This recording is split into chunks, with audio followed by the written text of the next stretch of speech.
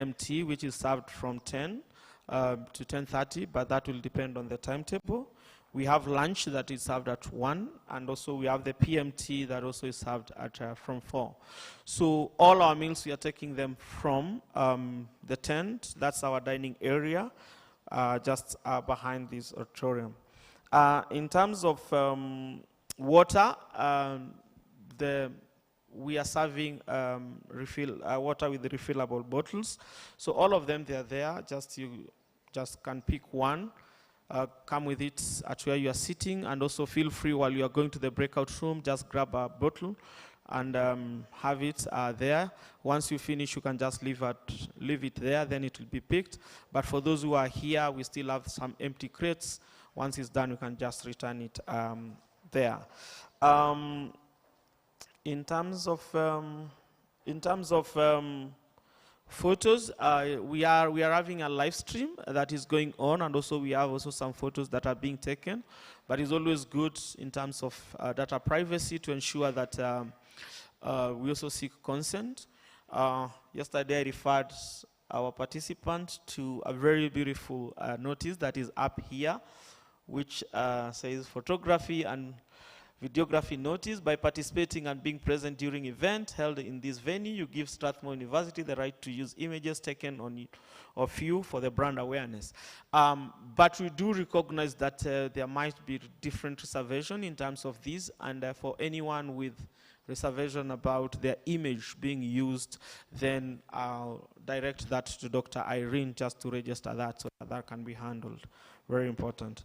So I think that is it in terms of housekeeping, apart from the normal, just have your phones on silent mode, so we should be good to go. Quickly, we have some changes in the timetables and the programs that you have. It might be important just for you to take note of that. And some of these is just notable people who some of the changes that might be happening in terms of the breakout sessions and the sessions that we have.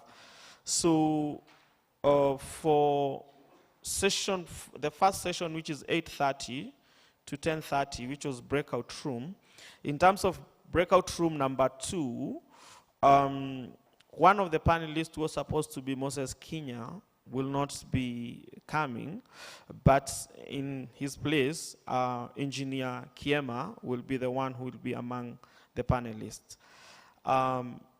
So in room number 3, in terms of the session moderator, we were supposed to have Tobias Umfuoko, and again, I think he has registered his absence, so our moderator for that session is going to be Professor Meso, and we thank you so much for agreeing to take up that role.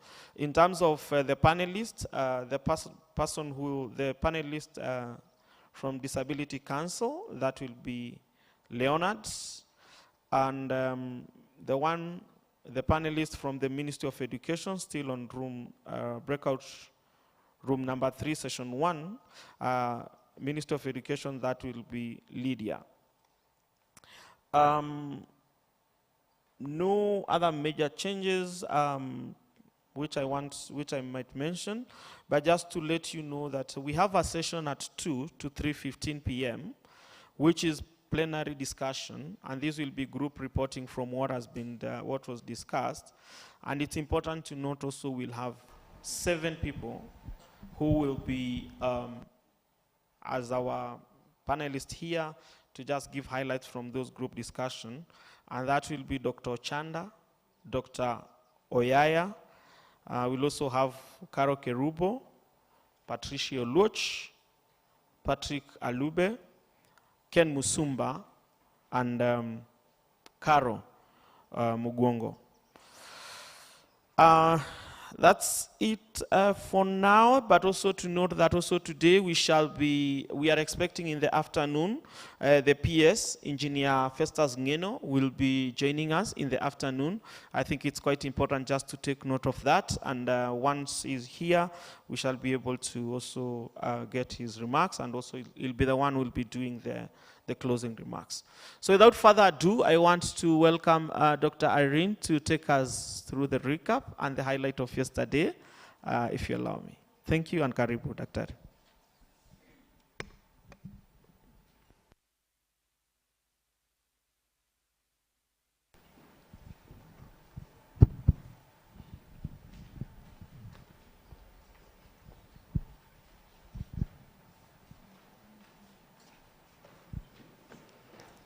Good morning.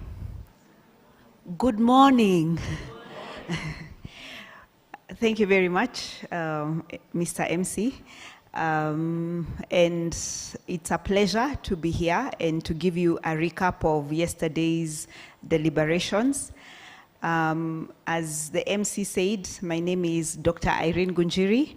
I'm the director of the Strathmore University Water Governance and Innovation Hub. And it's a pleasure to have all of you here discussing sanitation accountability in Kenya. And I think yesterday was a good day. We had a very good start. And we had the Vice Chancellor come in. And apart from welcoming us, he actually called us to action. He said that there is need for the action plan. And he was very deliberate about the white paper. He repeated many times about coming up with a white paper that will help us take this conversation further, and especially with government. Something that the MC alluded to, he talked about the cart, the bell, and the one who bells the cart. Yeah. So I think that's a call to action. And it's good to remember those three things, yeah? The cart, the bell, and who it is that bells the cart. The representative of the PS of the State Department of Water, Sanitation and Irrigation, Engineer Chengo, gave us the statistics about the situation of sanitation in Kenya. And his was a call to coordination. The need for the different stakeholders to coordinate for this sector to move forward, and specifically for fecal waste management. He also, in a sense, seeing from where he was speaking from, talked about the role of universities and research institutions in helping to solve the sanitation menace, and that was well noted. Something else that he put across in a very strong way was the issue of governance. And I think this came up also in other panel discussions. The fact that we have enough policies, there are enough regulations, everything seems to be in place. But then how about the question of governance? Because sometimes we focus a lot about the financial aspect. But how about the decision making and the decision maker? Afterwards, we had the high-level panel discussions, and we had Nancy from Fresh Life, I was about to say Sanaji, and basically discussed the challenges that private sector stakeholders face in sanitation, as well as some of the solutions to those challenges. And she pointed out the issue of incentives. Yeah, how can the private sector be incentivized so as to get into more into sanitation management? We had a banker, Maurice Toroitich, and I guess the issue was trying to ask, is sanitation a basket case, or is it a business case? What are we dealing with here? And he said that actually we can make sanitation is bankable.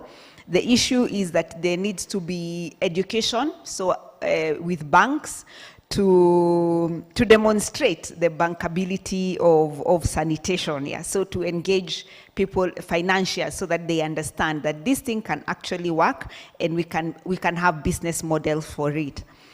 Engineer Chengo further talked about the human rights, sanitation as a human right, and again called for coordination. I think maybe a very interesting session we had was from the Deputy Director General of Kenya Prison Service, Ms. Florence Kerubo. And it was interesting because I think she lifted the veil of ignorance for us as far as sanitation in institutions is concerned. And she presented the complexities of providing sanitation in an institution like the prisons, and how they are trying to address them. And I think many people engaged her after that, just because we understood that it's not as easy as we always thought. We had another breakout session on fecal waste coordination framework, and looking at institutions, whether they are formal or informal, and the definition of formality. This is something that scholars have struggled with, and whether formality is a good thing, and whether we should do away with informality. And I think at the end of it is the need for us to work with informality because of the complexities of getting rid of it.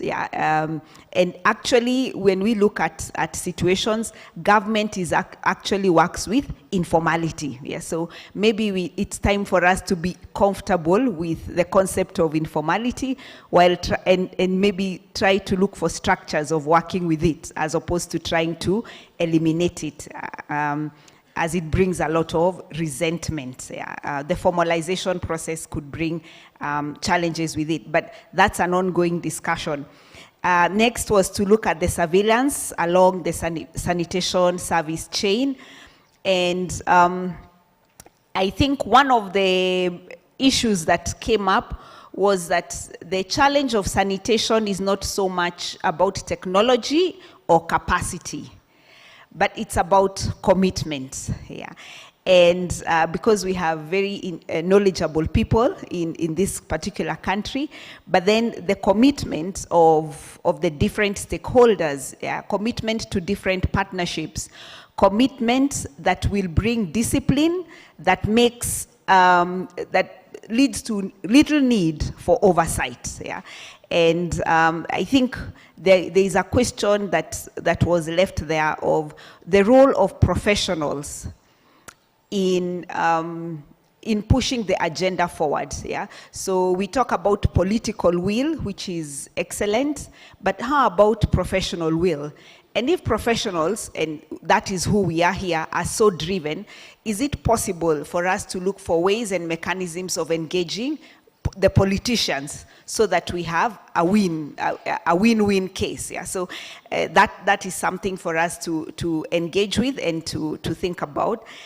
With regards to regulations and regulatory indicators, we have sufficient laws and policies for this, and so maybe it's important for us to have a regulation impact analysis to see what are these different policies and laws doing for us, or is it that we need a mother policy to police the policies that are already there, and so you're just adding more, to what you already have. But I think what is interesting is to have this analysis to see what do we have on the ground, and do we need more? Because I think the temptation when we meet in this sort of fora is to come up with another policy, but they're already enough. So perhaps it's to analyze and see where the gaps are. Then the standards exist for sanitation, and then perhaps it's to think about how to implement and to ensure that they are enforced. We had a case of Malindi, and which is 0% seaward, and it's in a sense a success story because they have lots of experience to learn from. And so they are trying to use all the different experiences that are there to come up with something that is going to be replicable in many other places in Kenya. And then, apart from that, we had the issue of data, which came up a lot, about the consistency of data, the reliability of data. It's interesting to note that when people talk about the sanitation coverage, we all quote different percentages, and we have sources. and one wonders what is happening. Why is everybody coming with different statistics? Yeah, and they're varied. Yeah? How about a repository of data where we can get what is happening and to try and work on putting down the silos, yeah, in the data and also in the sanitation sector. Then to finalize, we had something on behavior, user behavior, and the need to address the social cultural norms and how we design involvement of users in the design of sanitation systems, and trying to make the sanitation systems gender sensitive, yeah, because the requirements are different, yeah. So overall, from yesterday's very interesting discussions were calls for coordination, yeah, that there needs to be a way to coordinate the different stakeholders, and most importantly is the call for action, yeah, like what do we do after this? And that's it from me now. And I look forward to more engaging discussions for today. And as we said, eventually after this, we will have the white paper that we could use to continue these discussions further. Thank you very much.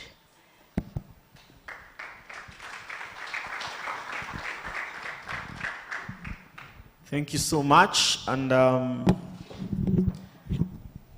you know, one of the things that I was told is that it's very important to appreciate people as per the work that they have done. And we have this clap that comes from our friends who are from Luo Nyanza. I might not pronounce it well, but because I'm not a Luo, but they call it Polopiach. So that is what we are going to give Dr. Irene, Polopiach, very quickly. It's, so when I...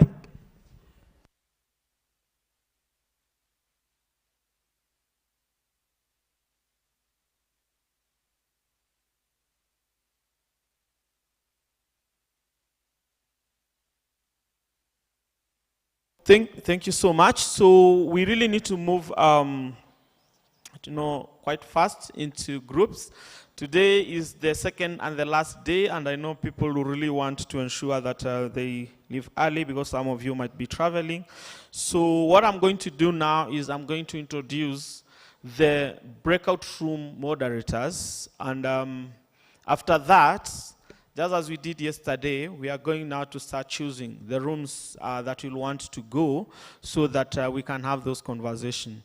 But before that, I want to make this announcement. Considering that we are having breakout rooms for this session until 10, then after tea break, which is 10:30, we again proceed with breakout rooms. So I do request that when we finish our tea, let us reconvene back here, so that we can rearrange ourselves again, because some people might want to change the breakout rooms because of the themes or topics as per their preference. So I request immediately after tea we reconvene back here so that we can reorganize ourselves so that we proceed. So that means that the moderators will need to ensure that our teams, if possible, they break up for tea at around, for sure we can't make it at 10, but we'll go for tea at 10:30, if you allow me, so that we have enough time to have that conversation.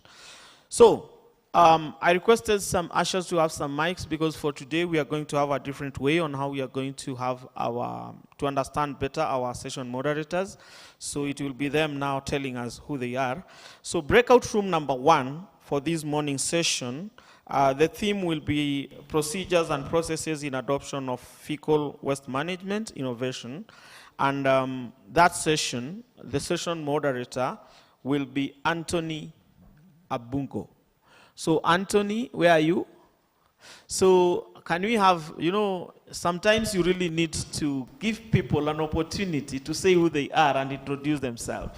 So Anthony, within a minute or two, tell us, who is Anthony?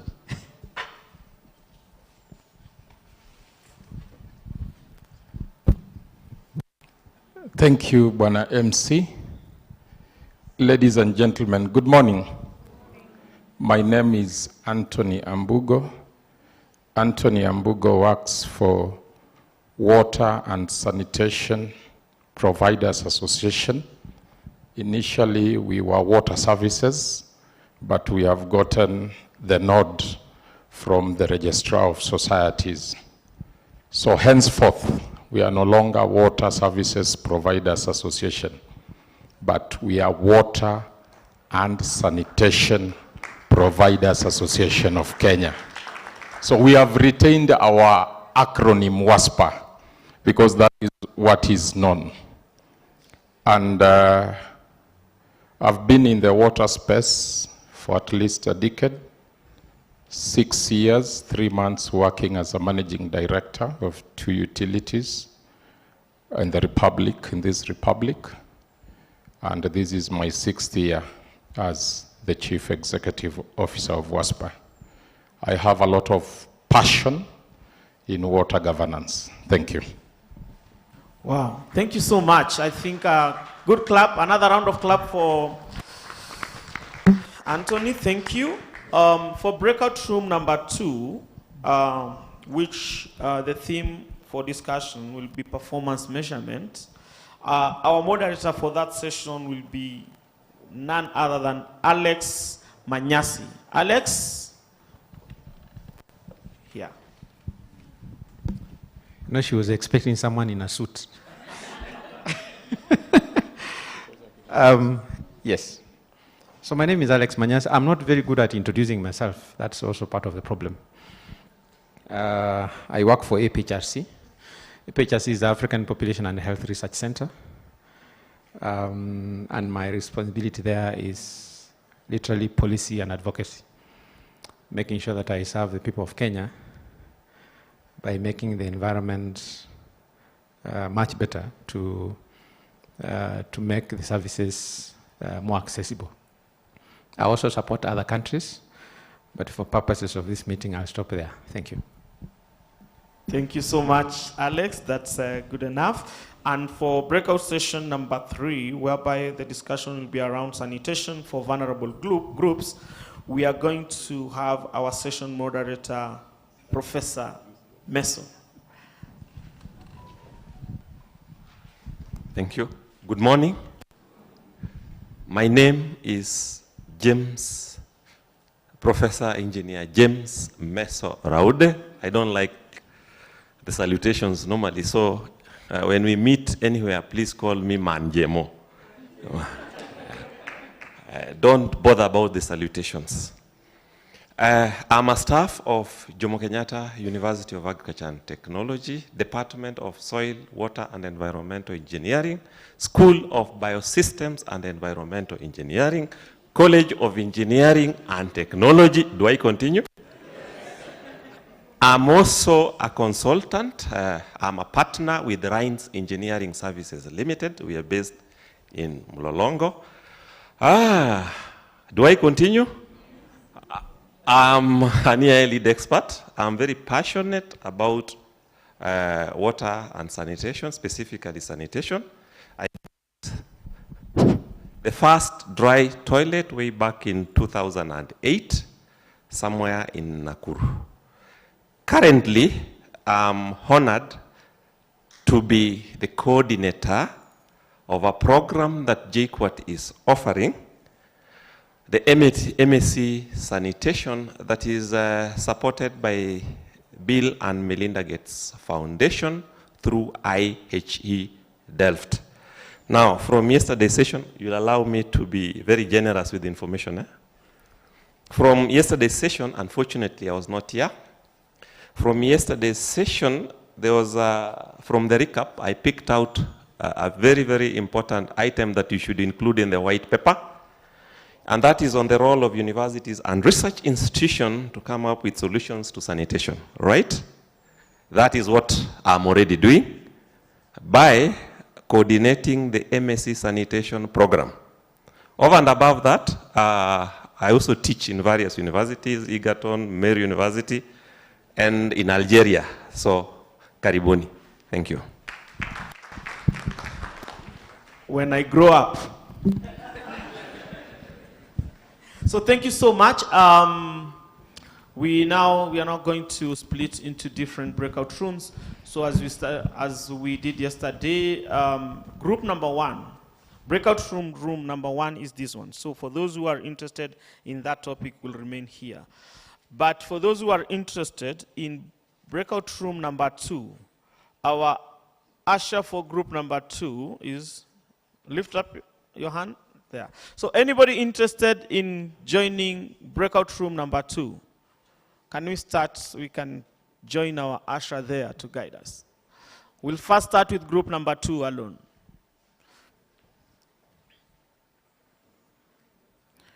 Number two.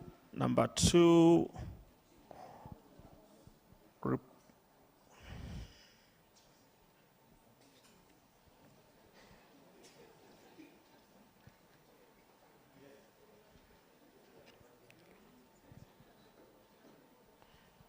So number three, we first wait. So that's number two.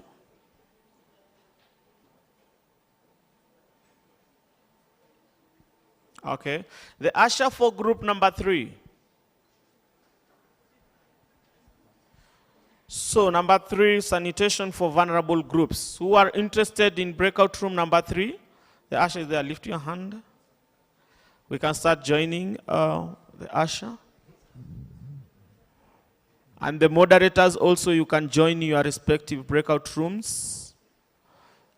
The moderators will be able to guide you on what next. So the moderators, I request if we can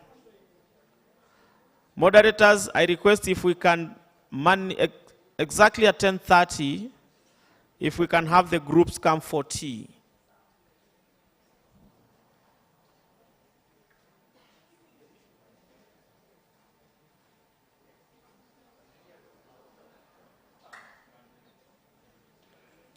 So group number, thank you.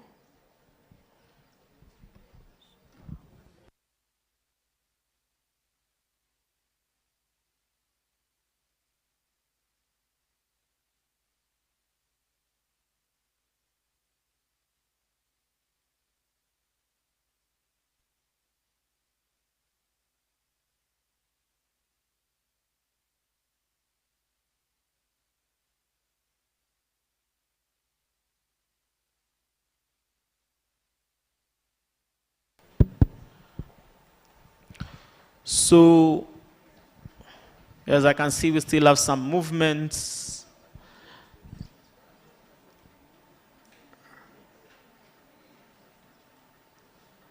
So I am safe to assume that everyone who is here these are those who are interested in theme number one for breakout room number one, procedure, processes, adoption of fecal waste management. So we are going to start in a few as we wait for our moderator just to be back. He's handling something quickly, he'll be back. So the moment he is here, we shall be able to start. But just to let you know, our moderator will be able to introduce them. Part of the discussions that will be in this, they'll be part of this panel. We have quite an interesting one. We have Beverly Mademba, just to confirm, Beverly, you are here. Thank you. Sam Lagat, I saw you earlier. Dixon, great. Roslyn, I saw you there. Thank you. And Caroline, thank you. So just hold on there. You know, if it was a flight, now the flight passer will be telling us what to do, where we have our, in case of emergency, which is, and they tell us where to find our lifesavers and where the oxygen masks will come from. But you see, I like how they start, because they start by saying, in the most unlikely event. So at this point, we can just start preparing for that as we wait for Anthony to come back.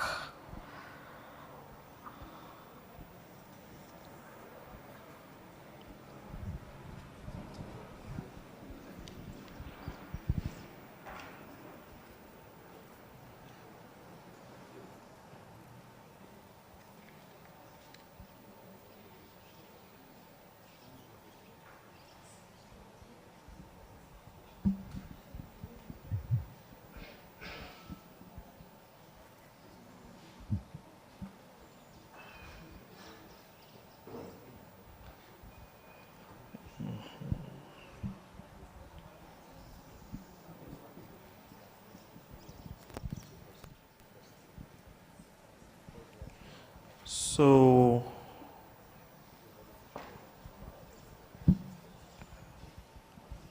good, and I think we are now ready to begin, and I want now to welcome Anthony to take up the podium and take over the session from here. Thank you. Karibu sana.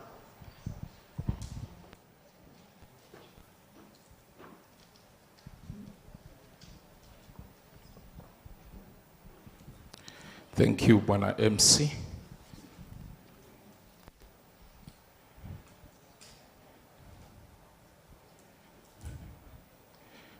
Now, ladies and gentlemen, let me take this earliest opportunity to invite you to this panel discussion this morning on technical operations and alignment. The thematic area is on procedures and processes of fecal waste management and innovation.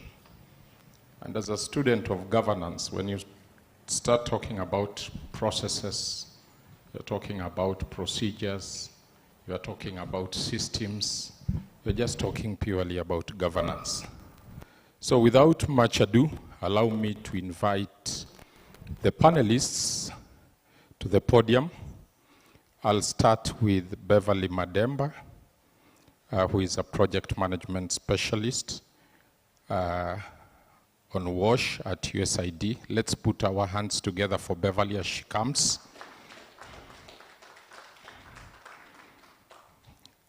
She will be followed by Sam Langat, from SATO. Makofi kwake tafadhali. My longtime friend from Sunivation, Bwana Dickson Ochieng. Let's applaud him as he comes.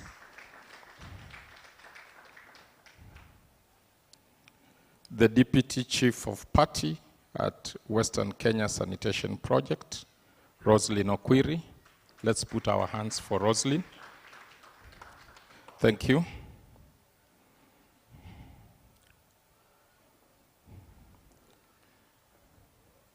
Then finally, let us have Carol Mugongo, Chief Executive Officer, Carol Halp Consulting.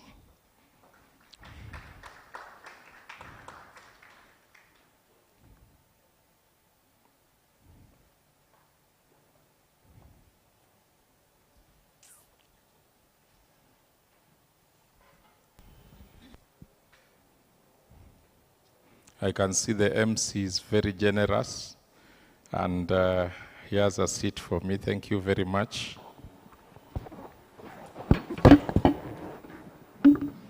Now, I have their bios here, but I don't want to read.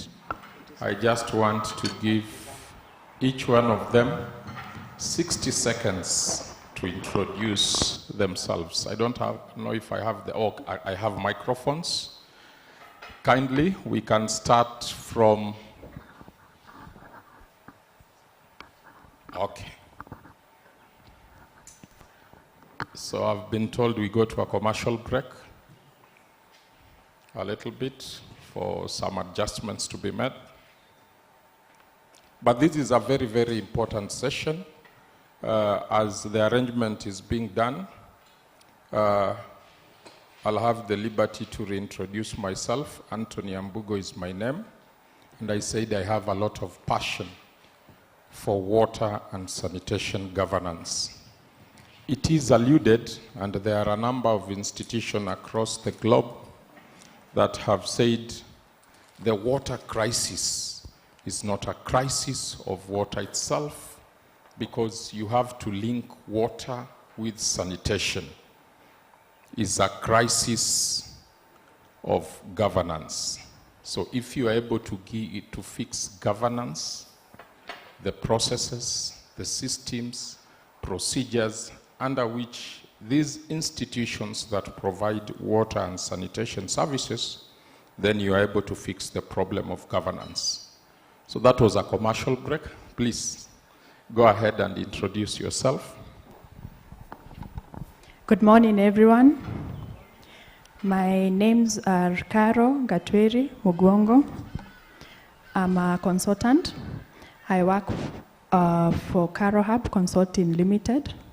My background is in economics, project management, development, and I'm finalizing in sanitation. I'm one of the beneficiaries of the program Professor was talking about. That is MSc in sanitation at the Meru University. At some point in life, I was a board member of the National Irrigation Board. Today it's called the National Irrigation Authority. And that is where I got my first interaction and developed keen interest on sanitation, especially so on the circular economy of sanitation. At some point also, I consulted for the Ministry of Education on education in the nomadic areas, in the urban informal settlements, and in the refugee settings. And it was interesting to see the situation on the ground when it came to WASH in this context. So that drove my interest further towards sanitation. So for the purpose of this symposium, I feel it's a very good platform for different actors who are here for us to be able to build up this conversation further on how to close in the gaps towards better achievement. Thank you very much. Thank you. Next. All right. Good morning, everybody. My name is Beverly Mademba. I work with USAID, where I serve as a WASH specialist. My background is in public health, and I am very pleased that we are having this conversation because what is understood is that we do require at least to accelerate by 4 times the rate of progress if we are to achieve SDG 6, and that's at the global level. So the rate might even be higher at the national level. So thank you. Yeah, good morning, everyone. It's a pleasure to be amongst you all and amongst these great panelists. My name is Sam Langat. I'm the leader for SATO, which is an award-winning social business. SATO is part of a bigger business called Lixil. And, I'm passionate about empowering livelihoods and just about leadership in Africa towards a thriving continent. And I like what my fellow panelists said about sanitation economy. It's something I'm very passionate about because, in this country we talk about employment for the youth, about, the untapped economies. Sanitation economy is one of them, by the way. And it's bigger than that. The sanitation economy, there's the toilet economy, which is where I'm at in SATO, but then there is also the circular economy, which is about, reusing fecal waste as an opportunity. Now, SATO is an award-winning social business, and to date, we've positively impacted the livelihoods of over 40 million people across the globe. across 35 plus countries. 18 are in Africa, and Kenya is one of the top, the leading countries in terms of our progress towards providing innovative sanitation and hygiene solutions. I would say that we've impacted over 3 million people, which is about 500,000 to 600,000 toilets have been upgraded with Asato. And when you talk about schools, close to 250 schools in the last 2 years have been upgraded with Asato. And you'll get to hear more about the innovative solution that we present. So I'm from private sector. So as a social business, yes, we have the social impact as a mandate, but we also do it sustainably because it's a business. So we do make profits, but all the profits go back to the business to just, to allow the business to be able to expand much further and much faster and provide these solutions. So thank you. Next, please keep it short. We'll come to the details. I just want your introduction. Good. My name is Dixon Ochieng. I work with a social enterprise called Sanivation, which is a private sanitation company. We are based in Naivasha, but we work across the country, and we are supporting 10 towns in achieving citywide inclusive sanitation. My role is leading partnership engagement with the national government and county government in aligning and supporting them achieve their sanitation goals and mandate. So I'm really passionate about sanitation, something that I've been passionately engaging different stakeholders in the past 10 years. And happy to join this discussion this morning. Thank you. Thank you, Dixon. Good morning, ladies and gentlemen. My name is Roslyn Okwiri. I'm the Deputy Chief of Party for the Western Kenya Sanitation Project.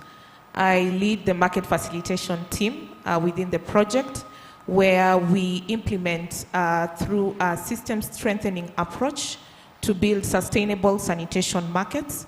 We collaborate with private sector actors and work closely with research institutions to scale up pilots, and at the same time, work closely with entrepreneurs to scale up their businesses. I have been in the sector for over 10 years, worked with a number of organizations. My background is in public health, and I'm very happy to be here and seated next to colleagues who I have worked with for the past 3 or so years. Thank you. Thank you. Let's appreciate the panelists for that introduction. Now, this is how we intend to move in this session. We will have some little bit of introduction about the topic. Then I'll move in and ask the panelists some questions where they'll have to respond, and during which time you will be observing what is going on. And if you have a question or a concern, clarification, please note it down. I'll have an opportunity to bring you in to ask those questions and clarification. Then we will be able to wind up the session. So our topic is procedures and processes of fecal waste management innovation. And this is just a topic within the entire sanitation value chain. It is important to recognize that we have statistics about sanitation in this country. The organization I work for advocates for safely managed water and sanitation. And this is picked from the Universal of Agenda, SDG 6, which universally looks at safely managed water and sanitation. Our Constitution 2010 acknowledges sanitation and contemplates that every citizen in this republic has a right of access to reasonable standards of sanitation. But at the international level, we have a higher ladder which talks of safely managed sanitation. And it is important that as we move into this discussion, we need to get our statistics right. At times you realize that our statistics as a nation conflict of those other institutions. I know in terms of safely managed sanitation, our regulator talks of around 32%. The joint monitoring program talks of around 29%. But in terms of basic sanitation, which is another definition, we are at 88%. So all in all, our coverage in terms of sanitation is very low. And that is why in this theme of this Sanitation Accountability Symposium, calibrating for the true north in fecal waste management, what solutions are available in terms of procedures and processes in fecal waste management function. And there is a popular term that has been adopted by sanitation experts, and Carol will be able to clarify more on the standardization of these definitions. But before that, I want to bring in Beverly Mademba, Project Management Specialist at WASH USAID, who has been able to interact and work around citywide inclusive sanitation. We know as a nation we have a very ambitious target in terms of access to water and sanitation within the agenda framework of 2030. To achieve this, the country requires 12.9 billion US dollars in WASH investments to expand and improve the WASH services. However, there is a serious budgetary deficit of around 7 billion. So to bridge this gap, I think sanitation service providers need to explore new sources of funding through maybe transfer, taxes, and tariffs. But Beverly, as I bring you, could you explain to us what is this animal called citywide inclusive sanitation? What is it all about? Is it a panacea to the problems that are bedeviling this country so that we have very, very low coverage for a long time?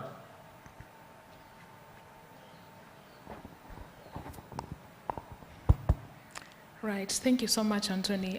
For a moment there, I was taken with the language, panacea, and so on and so forth. Right, ladies and gentlemen, it's my pleasure sitting on this panel, having this conversation, because as we consider the intention of this panel is to discuss procedures and processes in adoption of FSM innovations. And I think maybe that is the starting point of locating what citywide inclusive sanitation would be, to potentially consider it as an innovation or an innovative approach that is useful in our intent to accelerate the rate at which we are moving towards safely managed sanitation. I think before moving even into that, it behooves us to take one step back and acknowledge the fact that that sanitation has historically been lagging, and here I'm comparing it to water, but sanitation and hygiene have been lagging, and this is in terms of services, access, and even where there has been progress, it has been slow and uneven, meaning that there are certain pockets of the population who then have been underserved, or for whom access is not continuous or sustainable, as it were.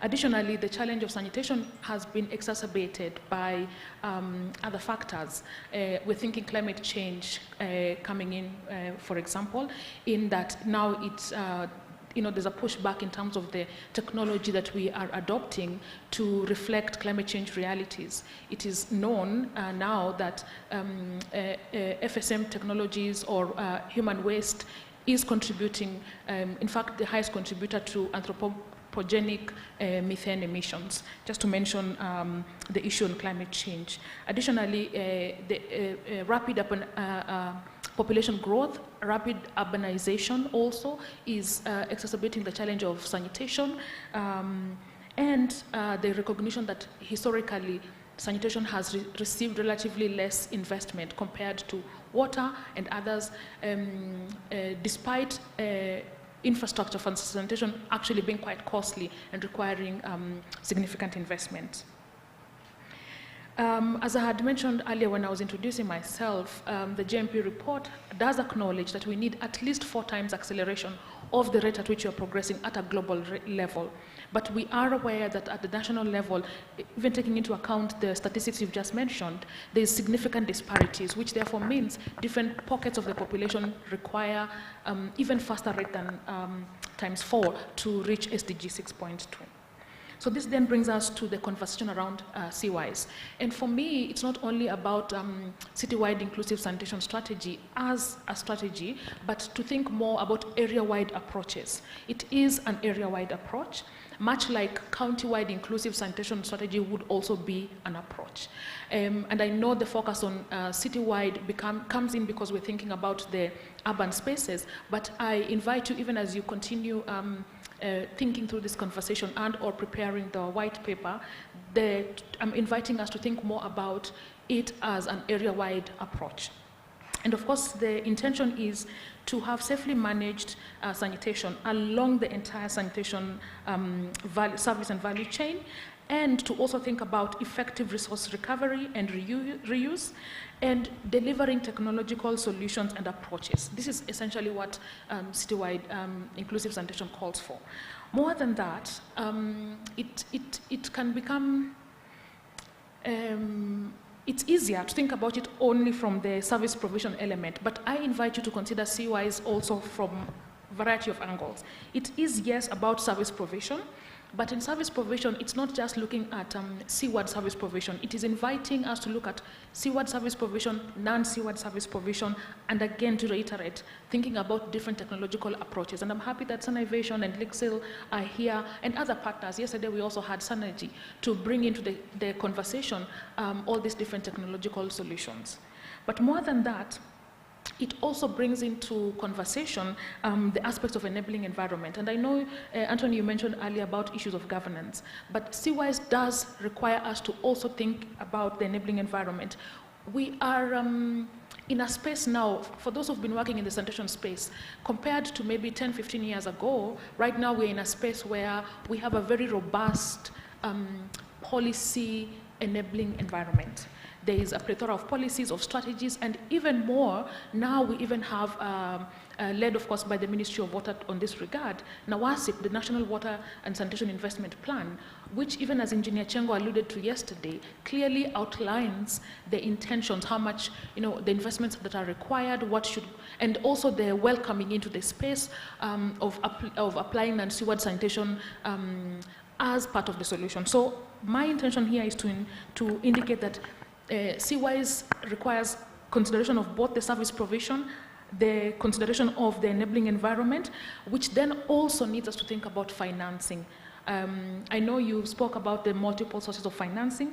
My invitation here would be to say that financing also needs to bring into space the private sector, the financing institutions, the banks, as Sam was mentioning earlier, that it is an economy. Sanitation is an economy. But a critical element of CWISE is the word I, the citywide inclusive, the element of inclusive sanitation. This requires that it is safely managed sanitation for all meaning that all different needs are addressed. In fact, if there was a way to have the I come before the citywide, then that would even be better. We must have this conversation prioritizing the different needs. If in any space, persons with disabilities or a plethora of other needs, yesterday we had a conversation about institutions, the prison institutions. We are thinking about schools, we're thinking about the transport corridors. We are thinking about populations that we hardly ever think about, workspaces, for example. Imagine the people who work, say, in tea harvesting. You've driven along the roads and you've seen the tea farms. What has been conspicuously missing in some of those tea farms? Have you ever spotted sanitation infrastructure along the way? Have you? So they work 8 to 5, right? Where do they go? That is the question. So the intention here is in the inclusion to think about the different needs that are presented. The elderly, invalids who are at home, but more than invalids, even their caregivers, and so on and so forth. So I'm happy that in the moderator for the day, when they made the introduction earlier today, indicated that there's a person here representing the community of persons with disabilities. It will become imperative that in the white paper, in the conversations we are doing, even as we're thinking about area-wide approaches, to acknowledge that the standard solutions might not be applicable to different needs, and so therefore citywide inclusive sanitation requires adaptation to fit the needs of the different populations. So as I conclude, and I want to hand back to you, the things that I would invite us to include in the white paper, our clarion call, even as we're thinking about the adaptation of the different technologies, is this. One, and here maybe speaking as a development partner as well, is this, that one, we must have responsive, contextualized, coordinated investments. Responsive, contextualized, coordinated investments. Responsive, as I've said, to all the needs, and that is the first starting point. Contextualized. Beverly, I wouldn't want you to conclude. I want to keep the conversation open. If you allow, I'll come back to you. No problem. Because as we speak, some of the issues that you bring out will have to get some rejoinders, and then you will be able to conclude. You've raised a number of pertinent issues, and I think you have alluded to the serious challenges facing sanitation, and it requires innovation. So at this point, I want to bring in the award-winning. You didn't tell us which award, globally, nationally, locally, where, but I want to bring in the award-winning leader Africa of SATO, Sam Langat, to talk about some of these innovative approaches that are solutions to the challenges that Beverly has alluded to. And to look at, in light of these challenges, we have innovations that are put in place. Then the other challenge is, are we able to institutionalize these innovations? And is there room for scalability? Thank you, Anthony. I owe you that one. One day I'll repay you. But yes, we are an award-winning social business, and that really speaks to the fact that we are doing something right, and it's being recognized. And the first award came, so SATO was, so I work for Lixil, which is a global company, a leader in sanitary ware, in innovative sanitary ware and housing products. That's across over 150 countries. But then as a business, they were compelled by the call to SDG 6, a response to it. So because they're already in sanitary ware, this is providing toilets, this is providing a place to wash your hands. From, when you look at it from the pyramid, from the most premium to what I would call affluent, which is where most sanitary ware companies provide solutions today. But then there's a band that's not being addressed today, and that's providing affordable, innovative sanitation and hygiene solutions to people, affordable to people who are of low income or that are just not reached, because sometimes it's not about poverty, or it's not about the segmentation of by socioeconomic framework. It's not bottom of the pyramid. It's really about affordable sanitation and hygiene solutions. So Lixil committed to impacting 100 million lives by 2025. So it was the first organization that today that has a commitment as, on paper that it's going to put effort towards impacting 100 million lives with improved sanitation and hygiene solutions. And therefore, Bill and Melinda Gates Foundation, and this is just to address the issue of award-winning.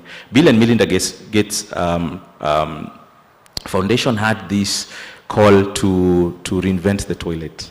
And so across the world, different organizations went out to design and develop a toilet. And so for us, initially it was called Safe Toilets, in short, SATO, but today we innovate beyond toilets, and we do even hand taps, innovations beyond the toilet. And therefore, our toilet is very unique. Number one, it's made out of plastic, which is very interesting because in this part of the world, ceramic toilets are heavy, they are bulky, there's a lot of breakages, and therefore there was a need to come up with a solution that can be easily transported, that can be manufactured anywhere in the world, can be transferred, and that it is durable, all right? And it can do the job. What is the job today? The job is it can provide the same benefits as a toilet that you'd have in your homes. I'm sure all of you today woke up and you didn't think about where you're going to, about getting a shower, using the toilet, washing your hands. But there's almost half, actually 20 million people in Kenya who have to, don't have a place to relieve themselves. And therefore we needed to look at something that can be able to address not only the aspect of manufacturing and supply chain, but also the aspect of aspirations. And so the basic toilet that was innovated costs 800 shillings today. So it is affordable, number one. Number two, it has a self-closing door that allows the toilet, after relieving yourself, to open and close, right? And therefore only leaving a very little residue that you can clean with 1 cup or 2 cups of water. You can use rainwater, you can use grey water. So you can see why it got the recognition across different, in fact, more than just 1 award, it's 3 awards across the globe. And so to now jump into the topic of today, I need to pick my notes 1 second. So we're talking about FECAL sludge management and the role that we play as private sector. But first and foremost, it is important to understand that before any treatment happens, we need to be able to capture and collect fecal waste. That's it. So we need to be very aware that that is the first entry point. And therefore, with open defecation, you cannot collect and treat. There cannot be fecal sludge management or safely managed sanitation if people are not encouraged to use a toilet. And I like what Beverly said. In fact, the minimum is 4 times. In some cases, it's up to 15 times. I'm responsible for Africa, so I do get to see situations where it's much more dire than the situation we have in Kenya. So this cuts across. And then what this calls for is for behavior change interventions. It's important, not only the community-led total sanitation where you're telling people to, to improve their, to improve from open defecation and go up the ladder, but it's also about user experience. And this is important. So innovation not only talks about product, but it's about business models. It's about marketing, it's about information, right? So in this case, and from experience, user experience is so important to behavior change. And we want this behavior to stick. We don't want people to start using toilets and then they backslide, And not only that, but we want this behavior to be promoted not at a peer level. And we've seen, especially in institutional sanitation, where we have a program and we came up with an initiative where we said, we need to bring the experience to institutions. So we started an institutional sanitation in schools where we upgrade a school and we call it School Toilet Enhancement Program. And to date, in Kenya, we've upgraded about 8 schools, but out of that, more than 100 schools have stepped up and upgraded their toilets. So this is one way in which you can be able to scale up sanitation. It's about user experience. It's about positive positive behavior encouragement. Now, imagine the bad experiences today. So somebody moves from open defecation, has a latrine, but it's open. So think about it, from open defecating, and I'll borrow an example from India where they upgraded toilets from a national campaign, the Swachh Bharat, and it was successful in terms of constructing toilets, but it had a flaw. People were not using the toilets because of social culture, because of norms, where you'd be able to help yourself in the river and the waste goes. But now you're telling a community today to build a toilet next to the house or close to the house. There are smells, there are flies, you know. There are insects that enter the toilet. There's the safety for children. And therefore, our innovation in SATO looked at this, and this is about consumer-centric and human-centered design, where innovations are designed to address not only the problem, but also the behavior, the social norms, the cultures. And so our toilet, because it's able to close, it keeps away bad smell, it keeps away flies. And I'm using this example because this is a use case example that can actually be used to promote or to encourage other businesses that would want to come into the sanitation space. That this is an approach, this could be a model in terms of how you innovate. And therefore we're able to enhance the toilet experience. Second point is sanitation is about, sanitation, today we talk about sanitation for all, and it's about the needs, and I think Beverly touched on it. It's not just about, it's about inclusivity for all. And so for us, we talk about product acceptability, and this is critical to the innovation process. So for us, we talk about product market fit in terms of innovation. We want the user to say, yes, I want that toilet, right? I want that for my children. I like it, yeah? So these solutions have to be good and they have to make sense. Can you pause there first? I want that toilet. I'll pick it from there. Okay. I'll come back to you. Now, fundamentally, you have addressed a number of issues, and I want to bring in the Deputy Chief of Party Western Kenya. Of course, it is said there is little appreciation on long-term financial, environmental, and institutional implications of operating and maintaining various sanitation systems.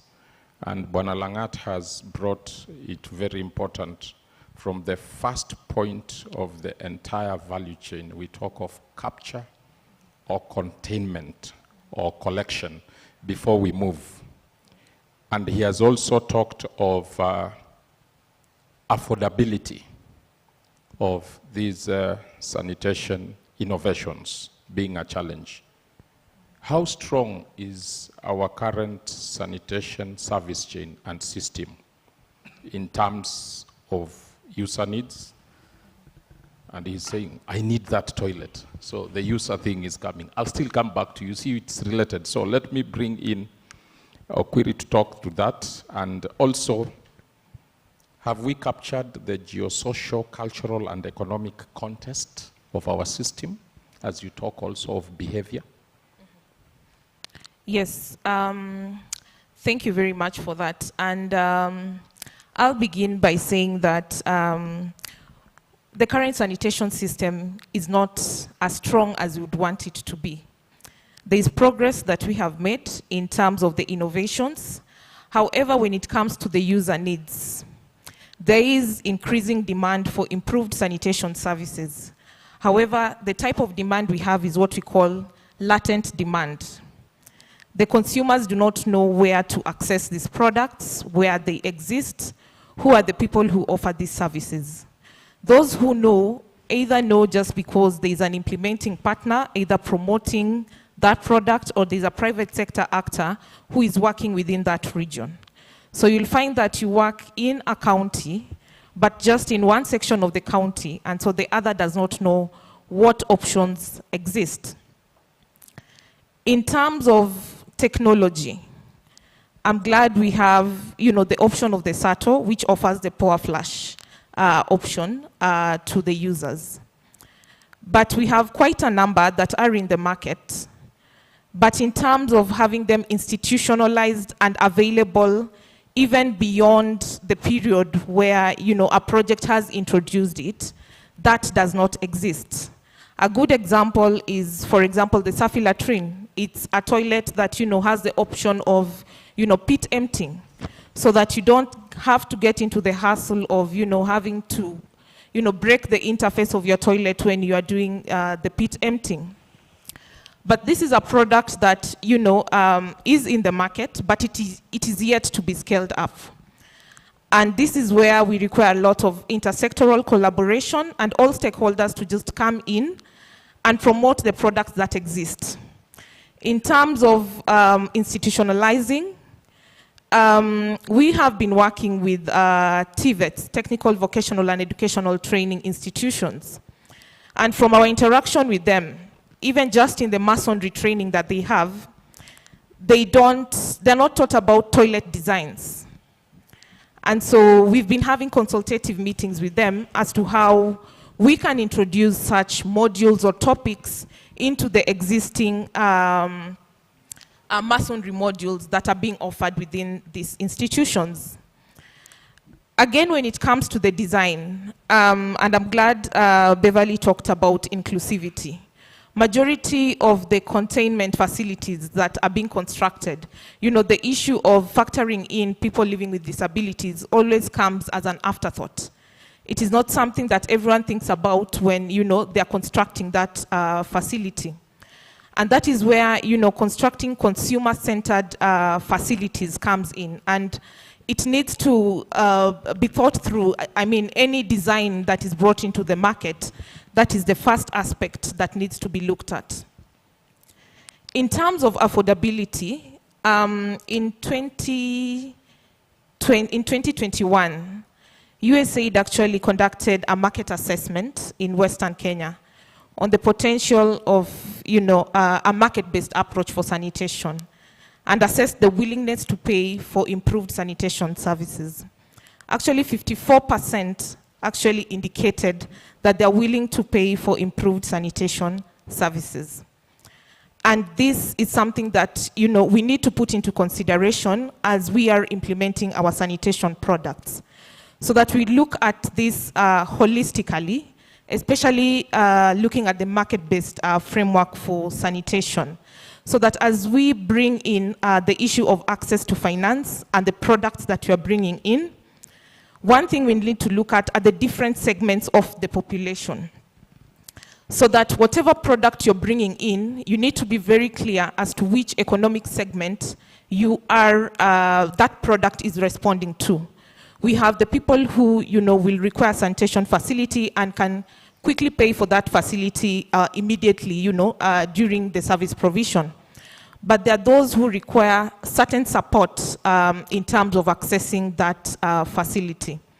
And that's where we bring in the private sector actors, especially the financial institutions. And as a country, we are still having a big challenge in terms of, access to finance aspect, especially when it comes to household sanitation. A number of innovative models have been tried out that really just need to be scaled up. And this is where we require to have county-led initiatives.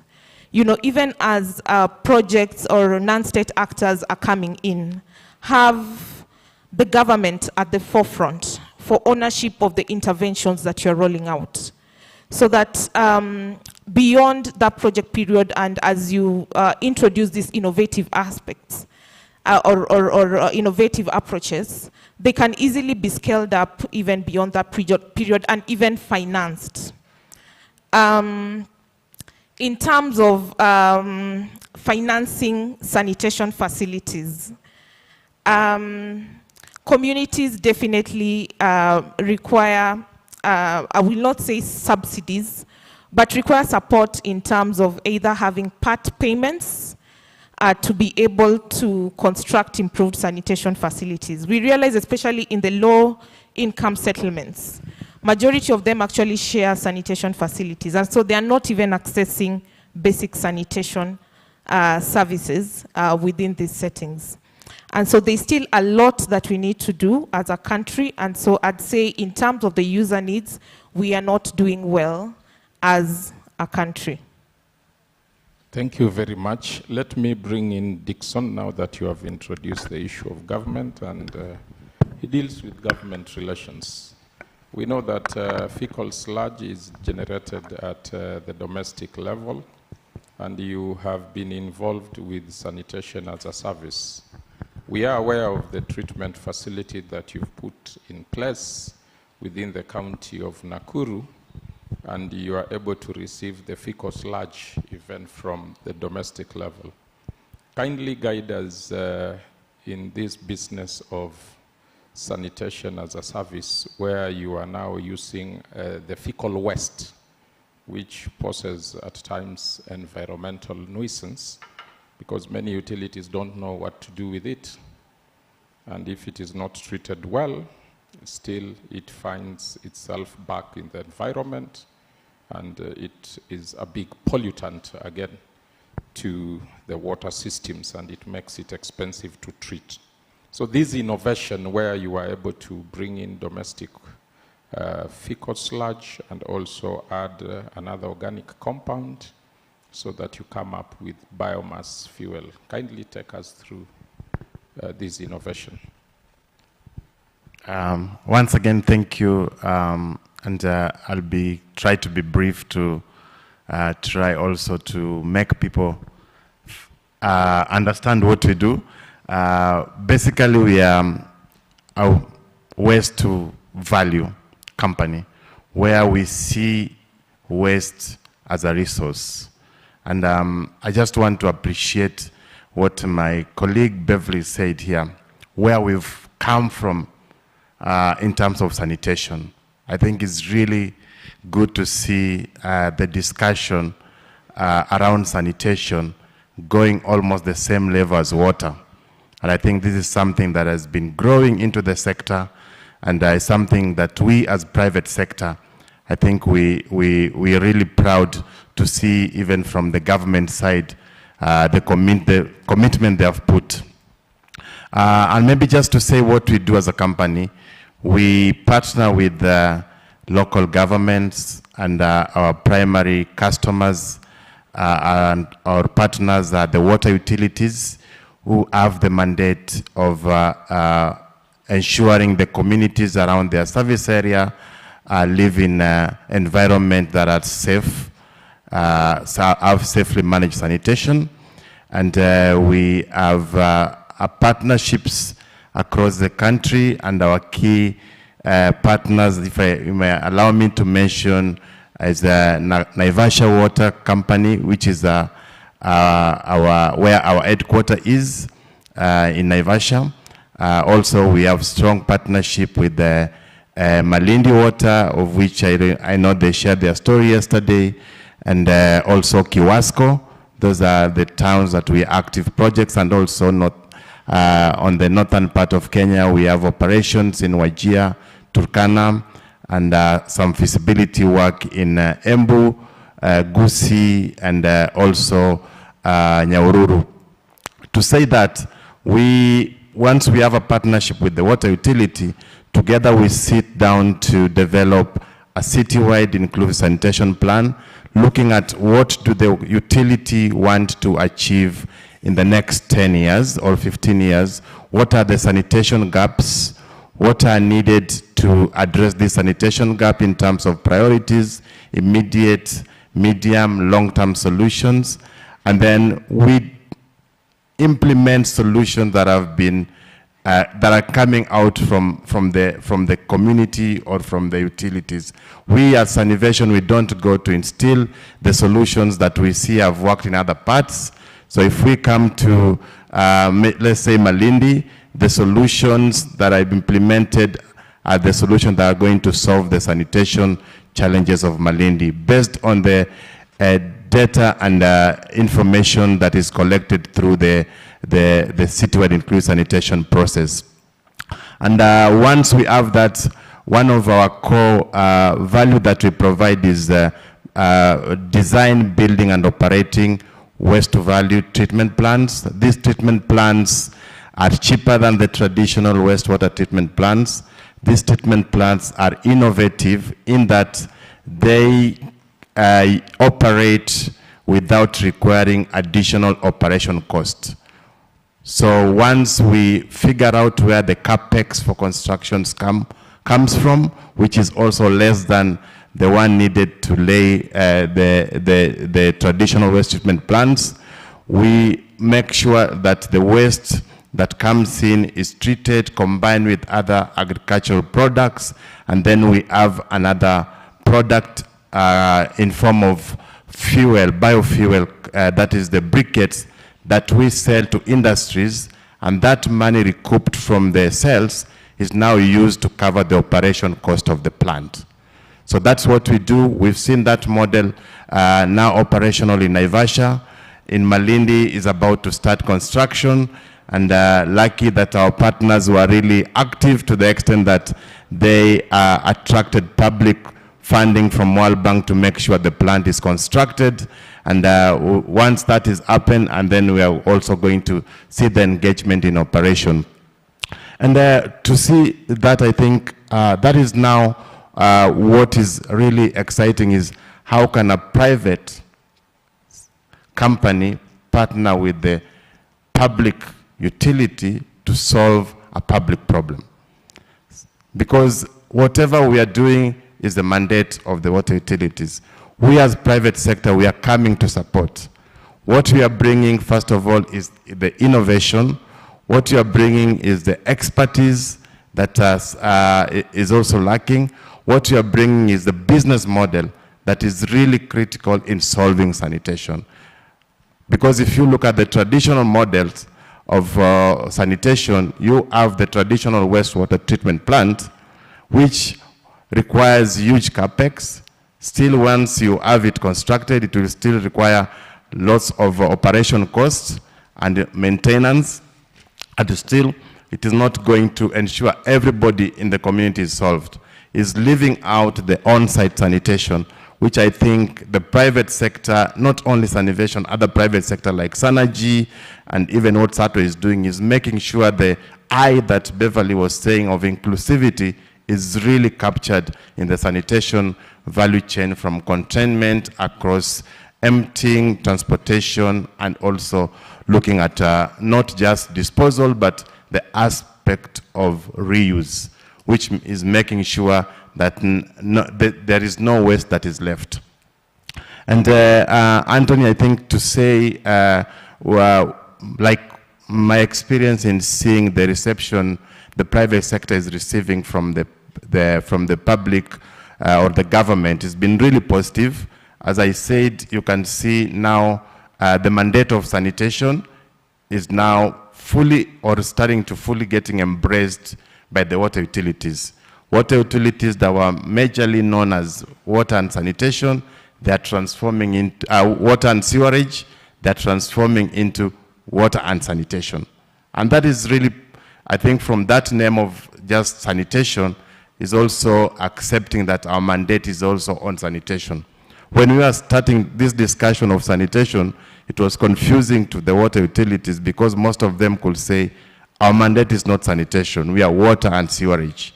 But now with that transition is even making it easier for the private sector in the engagement, and I think some of the issues will come in terms of the framework, and I'm happy to discuss. Thank you. No wonder you are very happy in the morning and you gave me a big clap when I said we are now water and sanitation.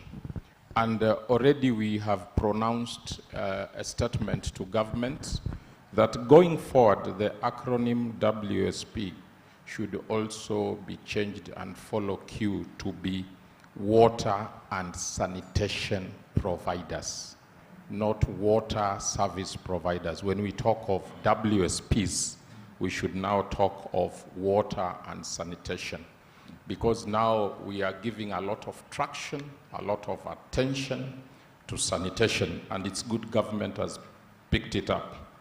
You are speaking into the heart of the manifesto of Kenya Kwanza government, which talks about public-private partnership.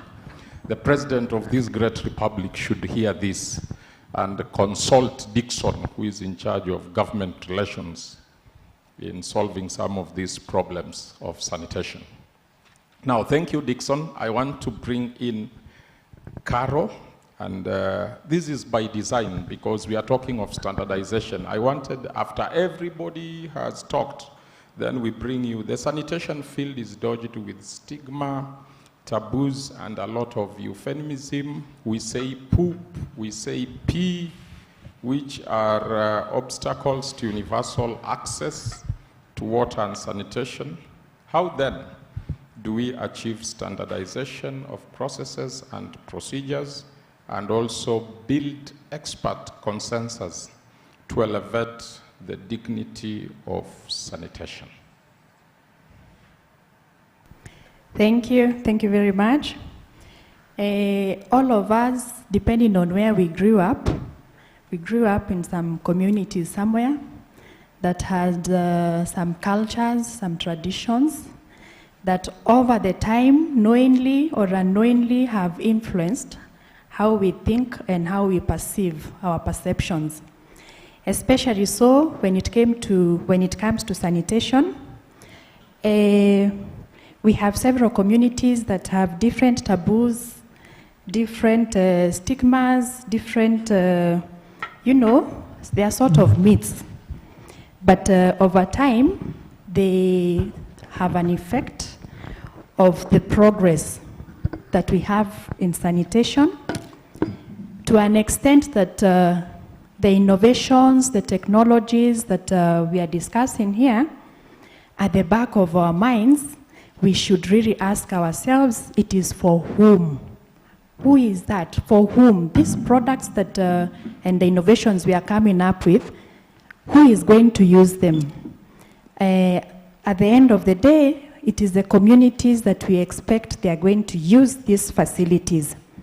This is the same communities that we have to understand.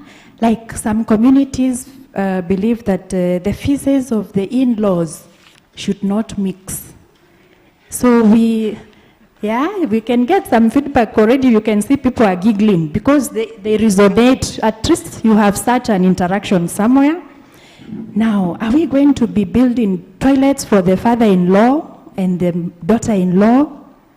Other communities believe witches operate through feces. When you go and feast somewhere, the witch is able to come and collect that feces and they use it as a point of connection.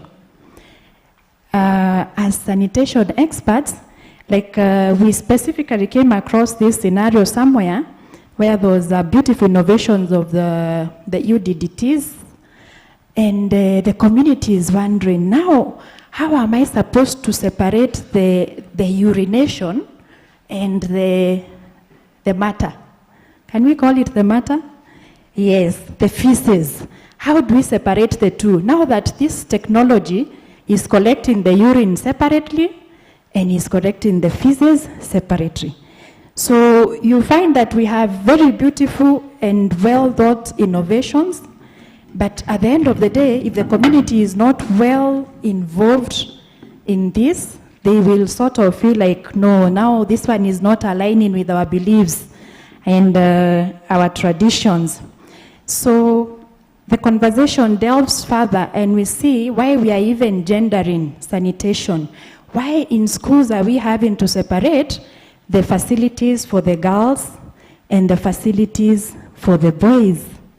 There are those communities who even feel that there's a lot of evil spirits that hover around toilets at night. So now, it even now brings in the security aspect. So people are scared. They don't want to go to the toilets at night because they think there'll be chances of interacting with evil spirits. So what do we do? So we have seen best practices that we can learn from. Actually, like one of the panelists is talking about the local success stories in Malindi, in Kisumu, in Naivasha. So we need to, we could learn from that. How have they been able to handle the pillar of attitude and behavior change? These technologies that we are coming up with, how do we ensure that the intended person for whom it is intended is going to be able to interact well with it? How are they going to receive it positively? So that we ensure that we equip them, we empower them at personal levels, at institutional levels, as professionals. We have seen, especially in some institutions, sanitation is taken to be for the technocrats, you know, the engineers. Actually, I had an interaction yesterday with one of the participants, and they were saying, I'm from the HR department, And my boss sent me to this workshop, and I'm wondering, I'm not an engineer. Can you resonate with that? But now she says, after the engagements that we've had here, now I understand the role of HR. Those officers who are supposed to be oversighting, who are supposed to be enhancing, who are supposed to be making sure there's compliance on the ground. So let's not try to, separate the hardware and the software. For us to be able to close in the gaps that we have to try and have that strategic consensus between the hardware and the software. So that also means that when we are developing and designing the tools, the various tools and techniques, we have to have the community at the forefront. Let's just, as the experts, let's just give them that enabling environment. Then let them take the lead. Let the community tell us. For example, a good example I can give is in the northern region, where there's a lot of influence of religion. I particularly visited a school, and I would see at the corner of the toilet, there are so many stones in the toilet. And I'm wondering, why do we have stones in the toilet? Probably, is it because we don't have water? These are water-stressed areas. But I realized there is an aspect of religion. The Muslim can correct me. I understand that you can use water after the feces to clean up yourself, but also the religion allows them to use stones. If you're somewhere where there is no water, you can use stones.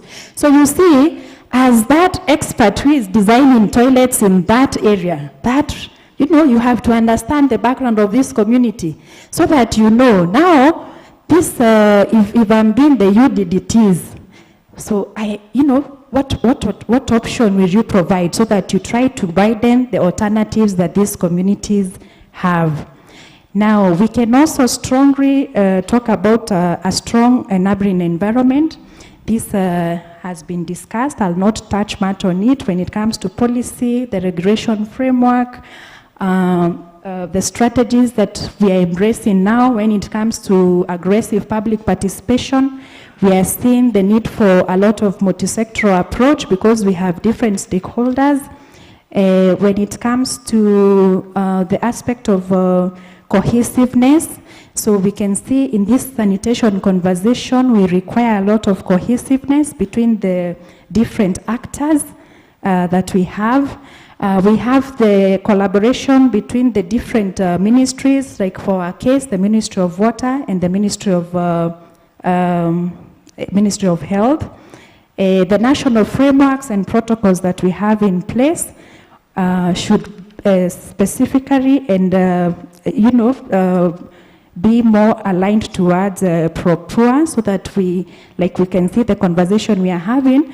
We have a shift that is moving towards non-seaward sanitation as opposed to the conventional seaward systems. The budgets, the finances, this is also something that at the back of our minds as we are delving into that, we also need to remember at the end of the day, these issues that we are addressing is for whom?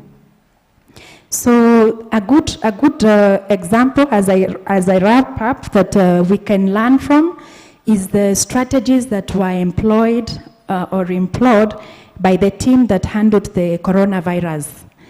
The coronavirus, largely part of the success that we had is that the strategies had a lot of advocacy. There was a lot of advocacy, a lot of sensitization. Every evening we would be able to get updates. The former CS, at some point he was called the Corona Man, because every day at 7 o'clock and 9 o'clock you'd be on news reminding us, do not shake hands.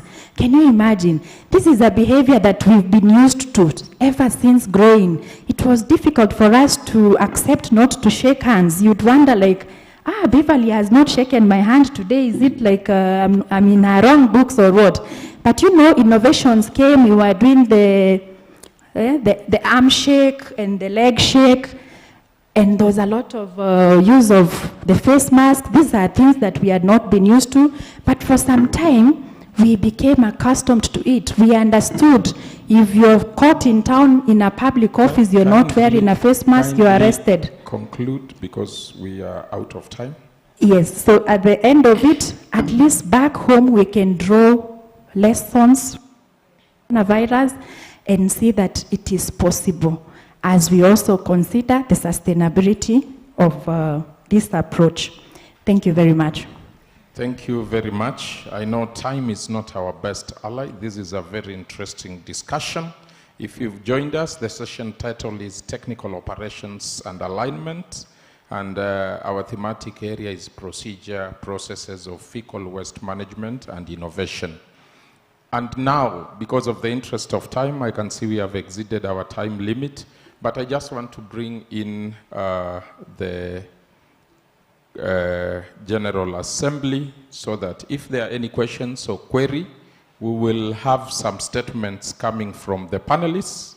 They can be joined if there is any question. Are there burning questions? By show of hands, I can pick a maximum of 5. So that is number 1. Mark the number yourself. Number 2. I take a set. I can see number 2. That is number 2. Number 3, I'll identify you using the numbers.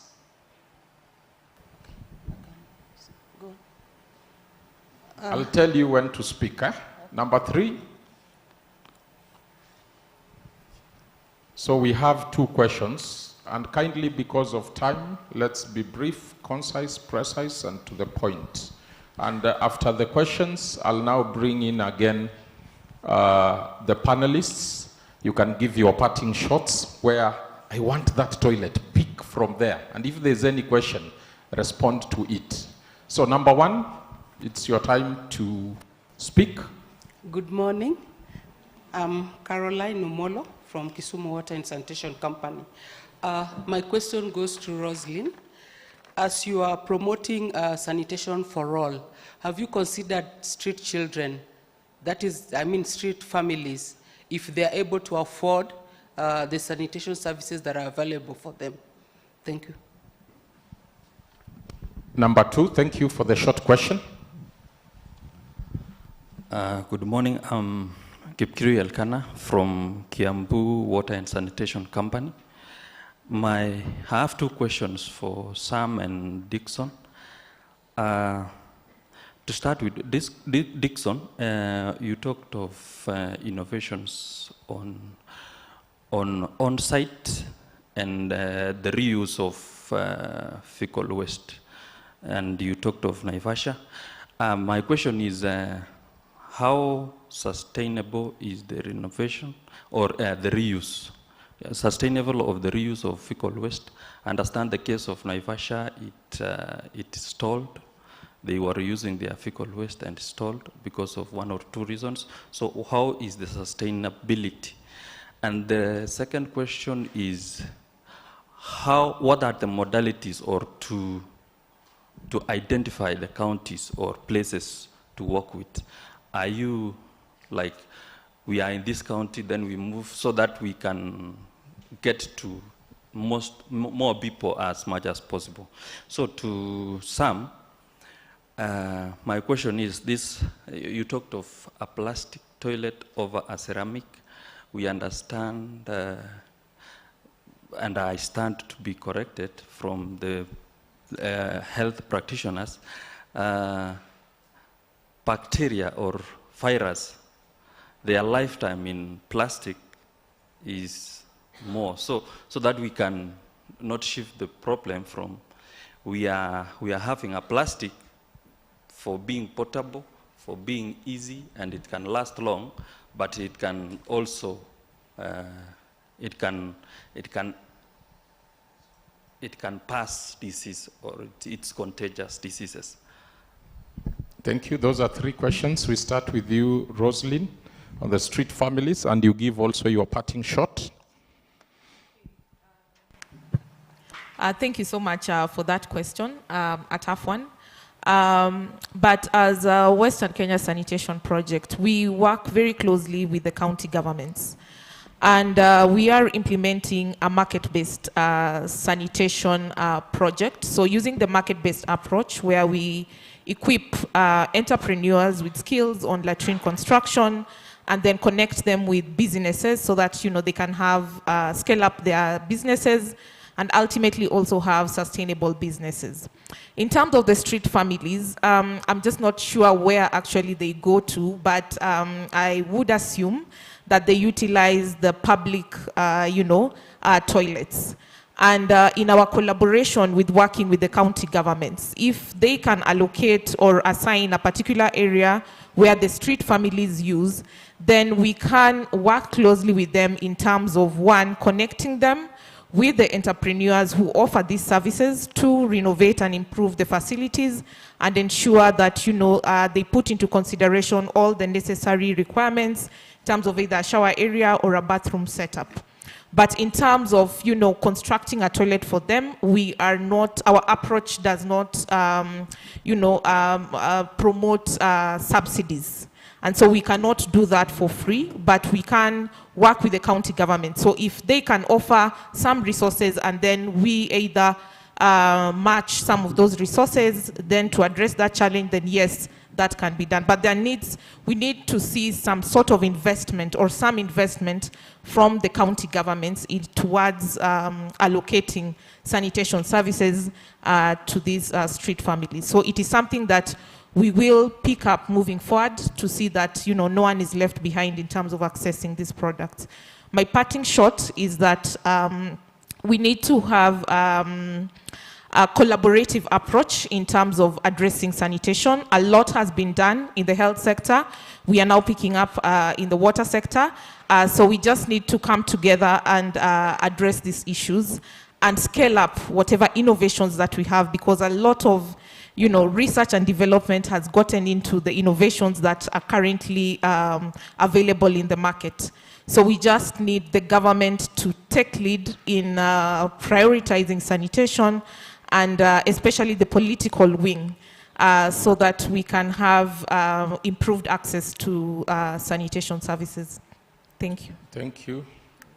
Dixon, in terms of sustainability and modality in counties, you have 90 seconds. Thank you. So quick one in terms of sustainability, the model we've been showcasing in Naivasha is almost not breaking even, but we are able to cover the operation costs. So that is the model we want to scale up in terms of showcasing that you can operate fecal sludge treatment plant without incurring extra cost, but you can use the waste to take care of the operation cost. In terms of sustainability in Naivasha, I know the water utility was also trying to do some innovation on their own. I know they have encountered their challenges, and those we are not doing in partnership with them. So those were their own initiatives. How we can partner, of course, there need to be a challenge, and to us, leadership is very important. We have done what we've done with other counties because of the leadership and commitment of the leadership. To summarize the conversation, I think I'll just still want to encourage, we need still to make sure the water utilities are supported in capacity building. They need institutions sanitation institution and department to spearhead the sanitation agenda. There's need for sanitation financing, and we as a private sector, also the enabling environment still needs to be evened and a clear partnership framework put in place. Thank you. Maybe to elaborate there, I think in terms of investments components, as accountants, we have been looking at the bottom line profit, but now in social investment, you look at also the environment and also the social impact. If you had that waste going to the environment, what is the cost to the environment? So it has to be widened. You don't look at only the profitability element. Breaking even is okay, but even in terms of profit, you look at in terms of economics. So I think it's a wider scope. It is good to break even, but also look at the environmental cost. What would be the damage if those interventions would not be done? So let's proceed. Thank you. Thank you very much. Let me just add a point to what my colleague has said. Statistics and research has shown that the cost of not addressing sanitation is about 9% of the country's GDP. On the flip side, an investment of $1 results to $4 unlocking in terms of economic gain. So this is a discussion that needs to happen, and for us in this room to be able to look at how to unlock that. How do we scale up sanitation? Now, to my question from Kiambu, you said your name is Kirui, right? From Kiambu County. Number one, I would love to get a copy, and I can seek you out after this, of the research that shows that plastic harbors harbors pathogens as vis-a-vis ceramic. Ceramic is a good product, but I'd like to seek you out on that. Number two, so through a private partner that we're working with, Kiambu has 95% coverage, and that's another topic that I'd like to seek you out on in terms of providing sanitation for households in Kiambu who already have pit latrines. But now to answer your very good question, if you think about the choice of material today in our households, the cups are made of plastic, right? So to challenge whatever research there is out there, the cups, the buckets, the oil jerry cans, they're all made of plastic. The pipe in your house today is PP. Sorry? The wash basins. Yeah, the wash basins, right? The pipe that pipes your water is PPR. So there is perhaps a larger conversation around that question. But plastic, good plastic, is today being preferred as a choice in terms of construction, in terms of choice of products and services in the common household today. And so my parting shot is to speak to, I didn't finish what I needed to present, but it's okay. So, and it's good because it's interesting. It's like our notes interconnect. So the pillars that have led to the success of SATO as a business are 4 A's. The first one is acceptability, which speaks towards attitude and behavior and taboos and the nuances in innovation. The second one is on awareness. You spoke about advocacy and sensitization, and we've seen a lot of collaboration. And for us, where demand comes, so as a business practice, we collaborate with development partners like USAID. Today we have the WKSP, PSI, UNICEF, Peace Winds Japan. And so for us, we go where these programs are happening, because that is where there is an awareness, there is a shift in behavior, and then we provide. And that brings me to the 4th A, which is availability. Availability is about establishing partners that are able to reach the last mile, which can be costly if you try and do it by yourself. So there needs to be a sense of innovation and best practice in terms of, in this case, you could use piggybacking. I mean, this is somebody who's already supplying tanks, and we've seen multi-sectoral linkages for us, where a company that supplies solar is talking to the same households. It's that one resource. That one resource can talk about households and sanitation. It's cheaper. It's cheaper for the businesses. It allows even for the business model to be affordable in terms of cost of operations. And then the last one is affordability. Buying is an emotional decision, yeah? And I like what you said, that everyone wants to improve their state. Everyone wants a better life, right? Everyone wants to improve their conditions of living. And therefore, there's an issue of sanitation financing, which has been mentioned. But for me, it cuts across 2 platforms. One is consumer financing. It is hard to introduce a new product to, for example, a retail outlet that is going to compete with a fast-moving product. Will they invest in Asato, or will they invest in a sanitation product that's new, that might take maybe weeks to move? Or will they invest in something that, you know, will sell and they will quickly be able to recover their investments? So there is an aspect of sanitation financing and private sector finance partners coming in and developing products.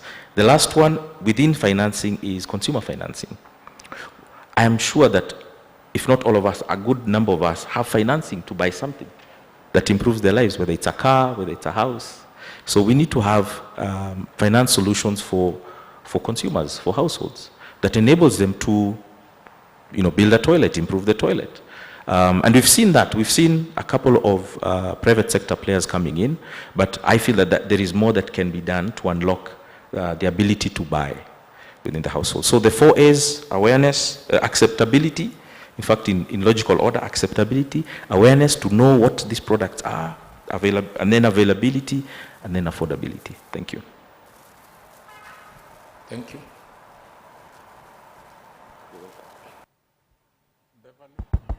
Right, so I didn't have a question, but I will share my parting comments. Yes.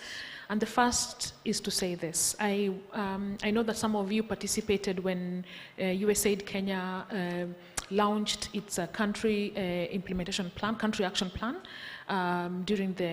coinciding with the World Water Day. But I welcome you. In case you haven't had an opportunity, please go to our website, go to the globalwaters.org page and search for Kenya Wash Week, and there you will see what I was alluding to earlier, that as development partners, we are demonstrating our intention to invest in responsive to do responsive and contextualized investments, because for the next 5 years at least we have $100 million USD covering a wide spectrum of sanitation investments, some working to strengthen the enabling environment, like the work we're doing with UNICEF, some working on social behavior change, like on applying community-led rural sanitation in the 15 high-burden counties. As we know, those are responsible for 85% of open defecation. Some working on market-based sanitation, like we're doing with supporting Western Kenya sanitation. Some working on financing, as we're doing with WashFin. So you can get more information on that from that site. But I will say this. I want to share a secret, which, if you're in this room and you get this secret and you position yourself properly, you could be a mover and shaker in the next couple of years. Sanitation, feces, is no longer a waste to be discarded. Rather, it is one of the most valuable inputs to be harvested, processed, to generate very valuable end products for sale. Let me just list for you a few of the valuable end products. We have biogas that can be generated from human shit, and yes, we are those who just say human shit. 2, there is fertilizers. 3, there is black soldier flies, the highest protein source of animal feed, black soldier flies. 4, there's briquettes, which we've talked about. And 5th, you can even begin trading in the carbon with carbon credits, because as you demonstrate reduction in methane and you know, as a global greenhouse gas emission, you can begin trading with, you know, carbon in the carbon market. I look forward to a day, and I know I've told my friends, Lixil, Synergy, and others, even WSPs. I look forward to a day where we will not just be asking people to have toilets for public health benefits, but where we'll be paying them, paying people to have toilets, because we want to buy from them their shit to generate all these products. I welcome you to read, and I know they'll be disseminating it later, SHF recently conducted a study showing it is a multi-million US dollar economy, the sanitation space. I should probably quit my job and become an entrepreneur, but it is a multi-million economy. It is what, 600? Yes. That is true. It is true. Actually, I had not indicated a number. Thank you for reminding me. 600 billion Kenya shillings by 2030. That is the market we are playing in. Tell me any other market that is worth that. So thank you so much. Thank you. Caro, your parting shot. Thank in you a very few seconds. Yes, thank you very much. My part in short is on the emphasis on the key pillars, similar to what we have on the community-led total sanitation.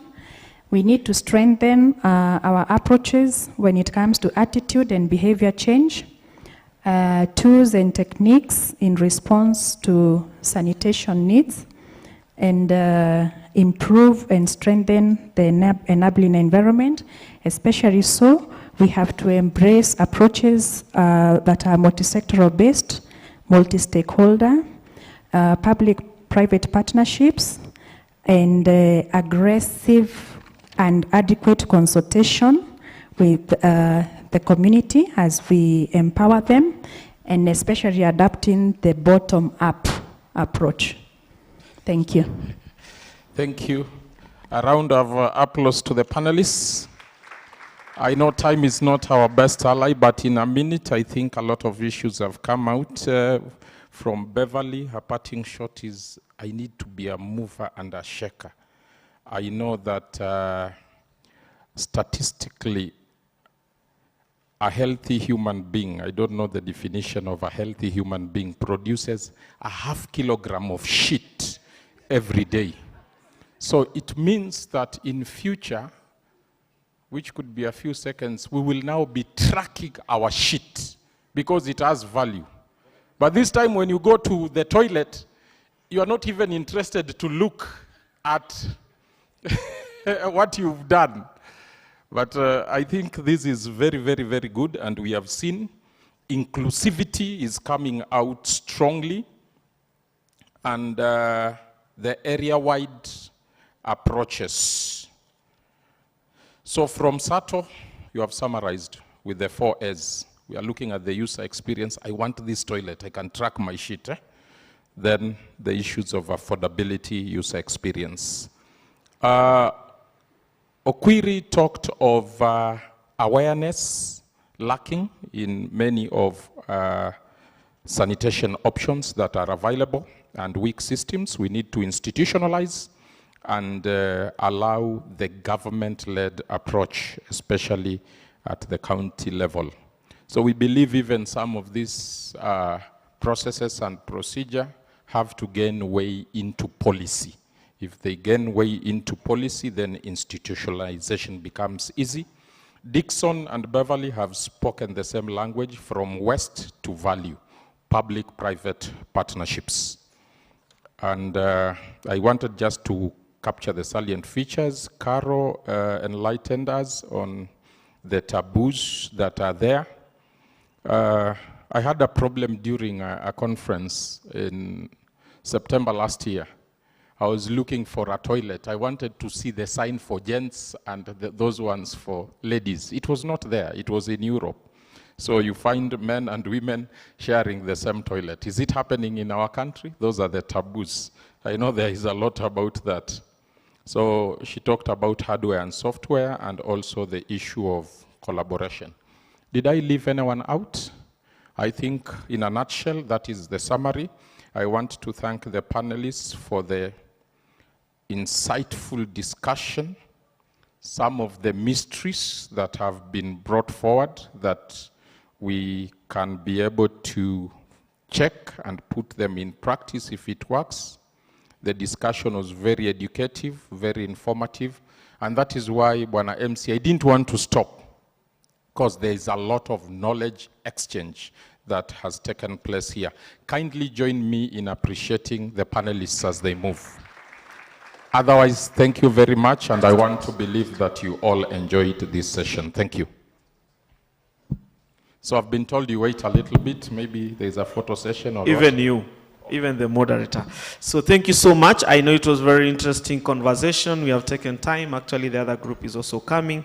But the tradition from yesterday and the tradition of Strathmore is that they usually gift all the panelists, and I want to invite Engineer Ochola to come and present the gifts to the panelists as a form of appreciation from Strathmore management.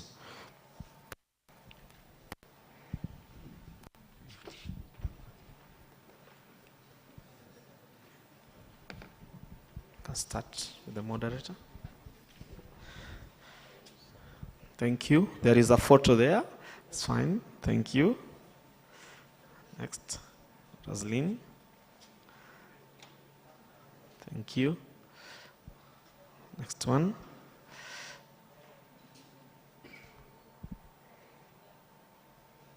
Sante.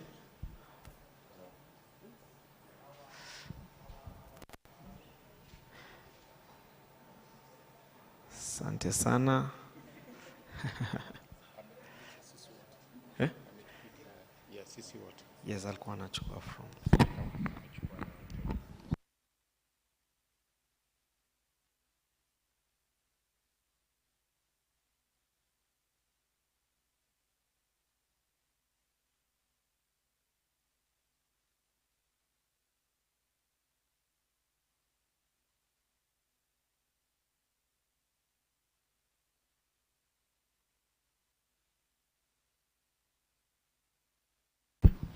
So as the photo session is going on, so I invite you to break for tea break, and let's try to come back as soon as we can. Maybe try to see whether I can do it within the next 20 minutes. Thank you.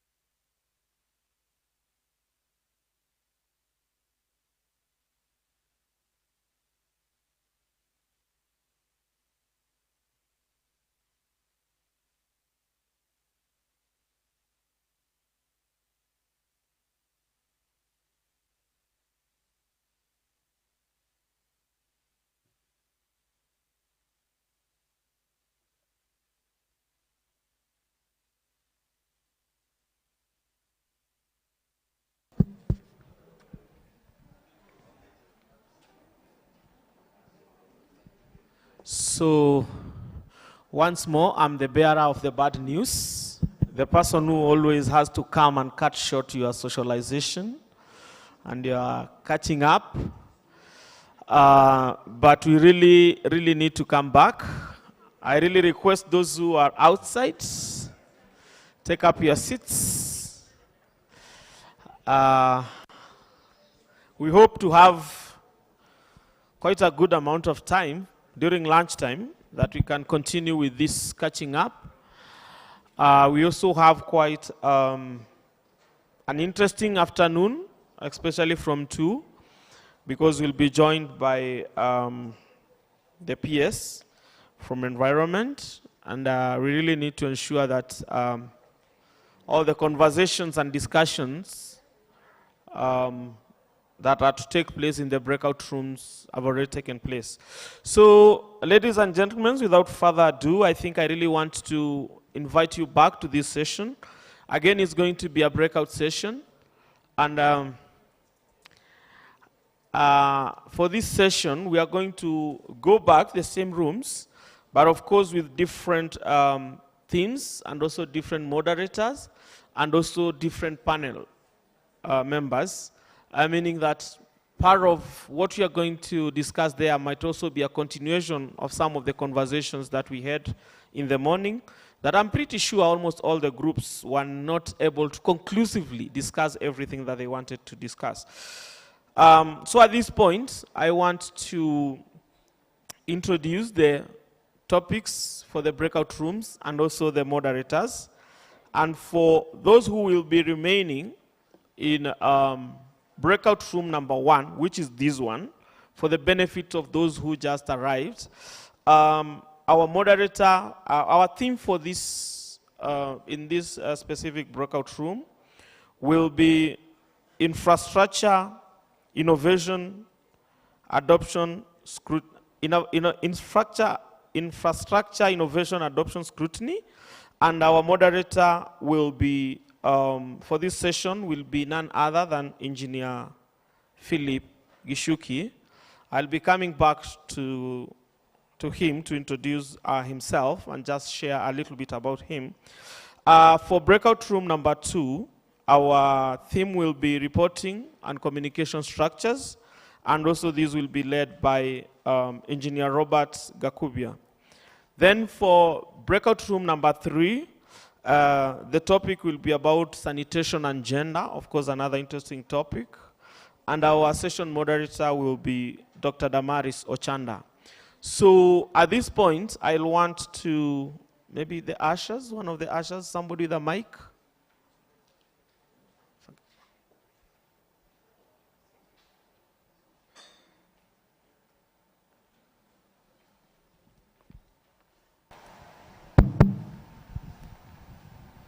So at this point, I want to invite Engineer Philip Gishuki.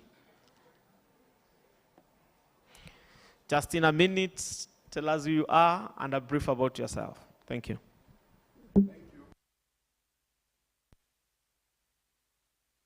Thank you, moderator. My name is Engineer Philip Gishuki. I'm the CEO, Tana Waterworks Development Agency. Tana Waterworks Development Agency covers Nyeri, Kirinyaga, Embu, Tharaka Nithi, and Meru counties. We are charged with the responsibility of developing the infrastructure, both for water as well as sewerage. I'm a professional engineer with a study of about 33 years. I've been the public service for the last those numbers of years, 33. I have worked with the Ministry of Water.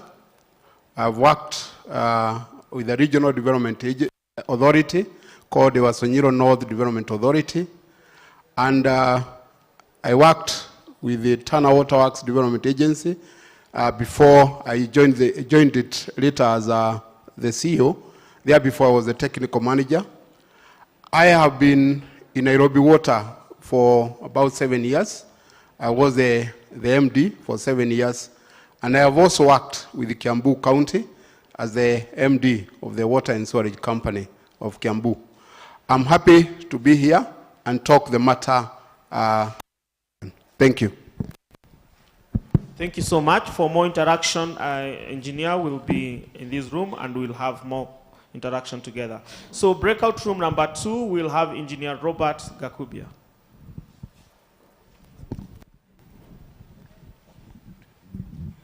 Thank you very much. I'm Engineer Robert Kakubia.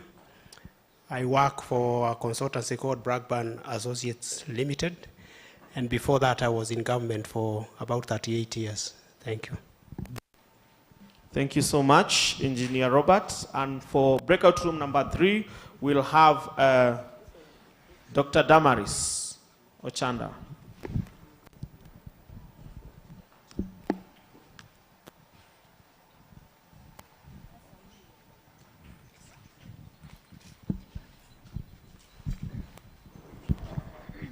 Thank you. Good morning, everyone. I'm Damaris Ochanda. I'm a lecturer at Masinde Muliro, University of Science and Technology. I am a public health expert with a bias in sanitation, focusing mainly on policy and also on menstrual hygiene management. I am happy to be here. I'm also a founding member of the Water Governance and Innovation Hub of Strathmore University through Africa Water Watch Limited. I'm happy to be here. Thank you. Thank you so much, Daktari. So without further ado, I just want to welcome the participants to do your own selection on the rooms that you'll want to go to. I'll start by those who want to remain in breakout room number 1 under that theme, just remain seated. But for those who want to join breakout room number 2 on matters reporting and communication, led by Engineer Robert Gakubia, you'll be led by our Asha. She's standing right there at the door. So for number 2, we can stand and follow the Asha. Inua mkono labda wakuone, labda wakuone. Anybody interested in number 2? Number 2 first, eh? Number 2. Thank you for those who are. And as you leave, the moderators ensure that we purpose to finish by 1 so that we have our lunch in time before the PS is here. So number 2, that's number 2 leaving.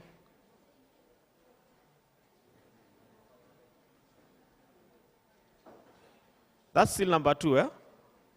So we have not yet called number 3. Okay, so the moderator, the usher for number 3, who will be led by also Dr. Damaris. The usher, inua mkono wakuone, those who are willing to join number 3. The moderators just kindly ensure that we manage our time until 1, we break for lunch, so by 2 we are back. Thank you.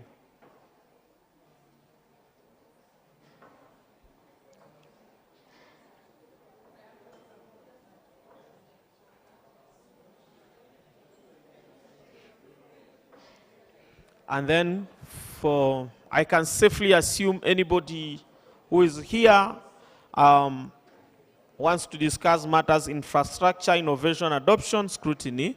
And at this point, I now want to hand it over to our able moderator, Engineer Philip.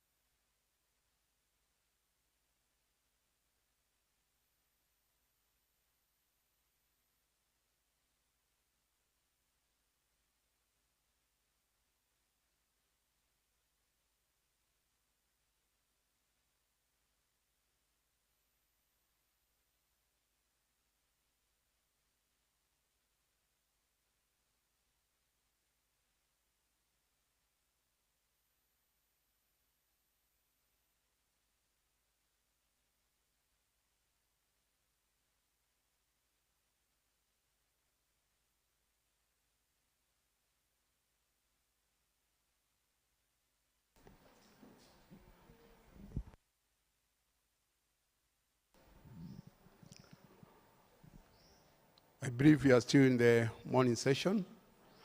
Good morning. Yes, our session is on infrastructure, innovation, and adoption scrutiny. And we have the panelists, and I'll request them to join me here at the high table, starting with Sister Modesta Karori.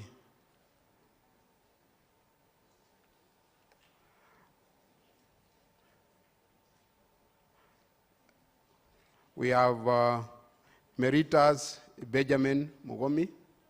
Please join us up here. And we have Caro Omoro.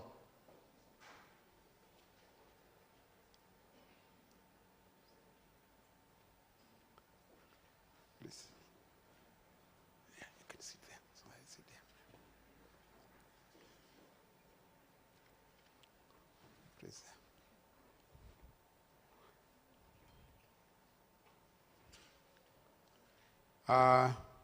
Then we have Pamela Budi.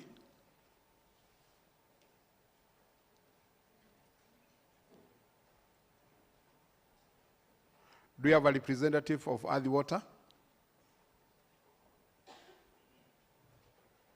You have a representative of Earthy Water? No. Okay. Huh? Kenneth Omondi Nyasenda.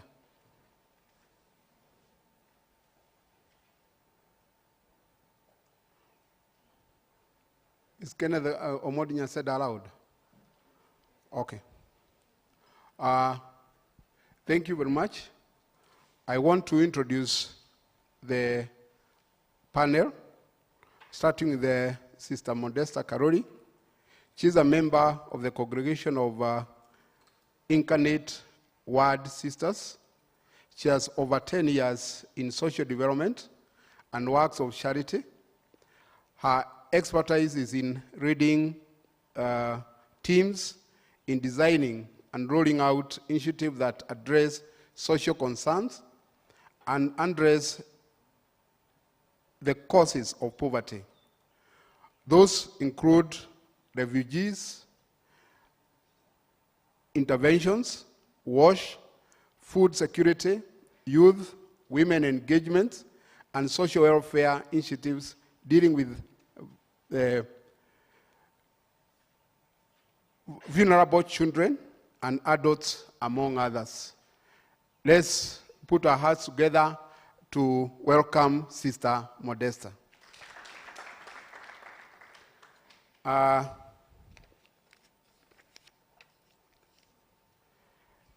Meritas Benjamin Mugomi, you can raise your hand, people to see you, is a senior level executive with over 2 decades of experience in water and sanitation industry in Kenya and beyond.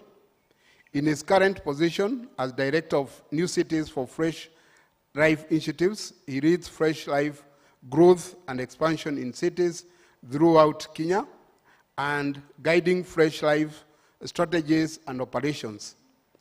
He has led multi-unit operations in providing support to water supply and sanitation infrastructure projects, teams, and sales strategies to drive business and customer service success for highly successful and reputable public and private companies. Let's put our hearts together to welcome Meritas Benjamin Mugomi. Pamela Budi, can you raise your hand? Oh, you are representing her. Okay. So I'll give you the mic so that you can be able to introduce yourself.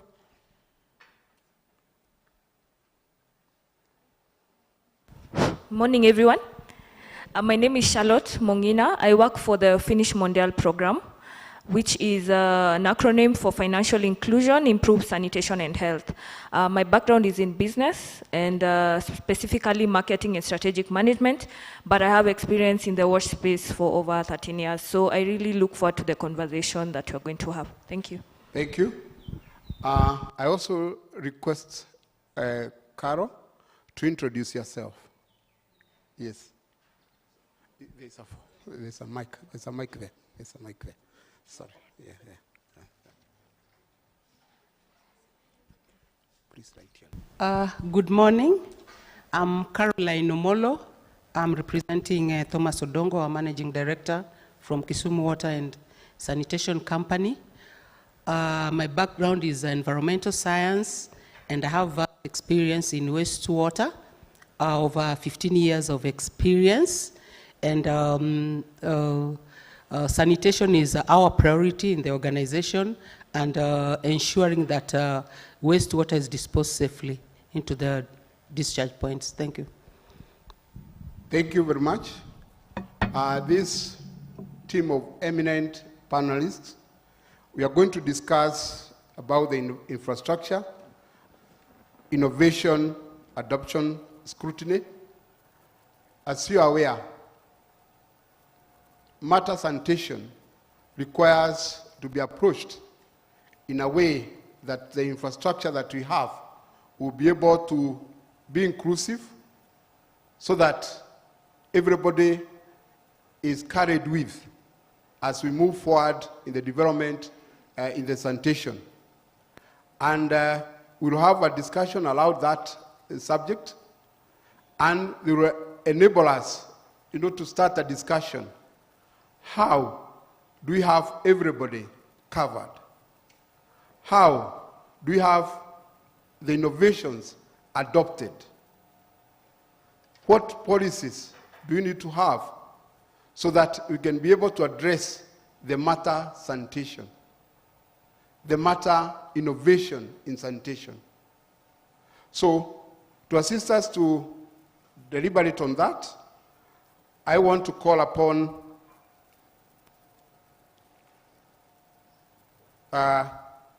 Sister Modesta Karori to start us off. In your work, sister, you have been dealing with communities, and you have written also.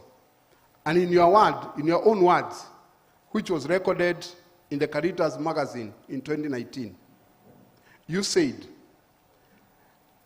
you posed the question, are we willing to change our lifestyle that plunged so many into poverty, promoting and encouraging ourselves to lead more humane life that enables an equitable distribution of resources? Please tell us something in that line. What can we do to live a more humane life? Thank you.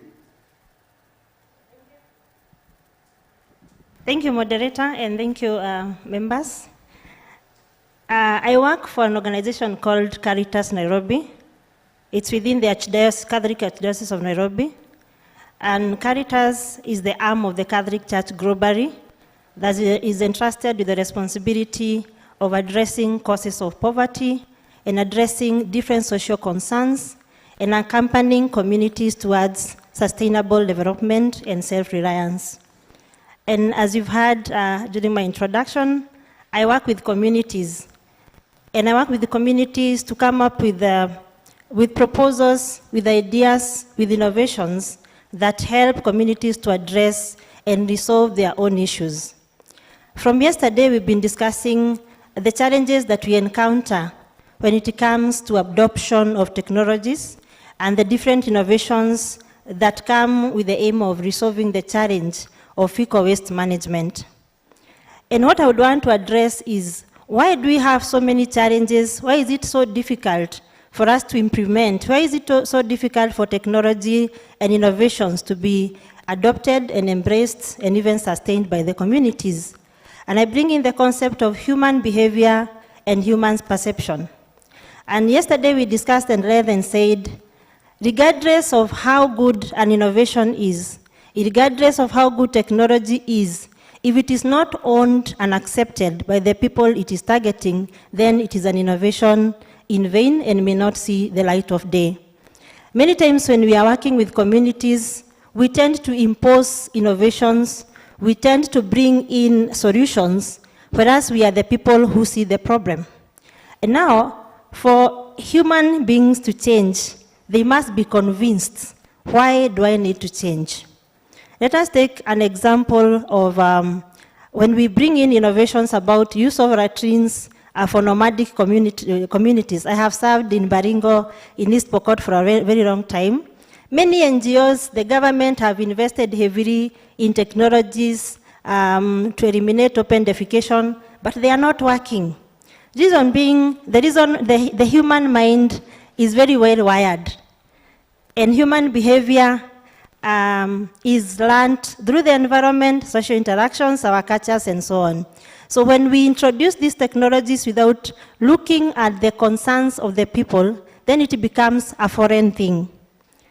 Unless we change the attitudes, our own attitudes as the people embracing this technology, then our technology will not see the light of day. Human behavior, again, you cannot, we are saying nowadays that you cannot force a child to change their behavior. You cannot beat them to do so.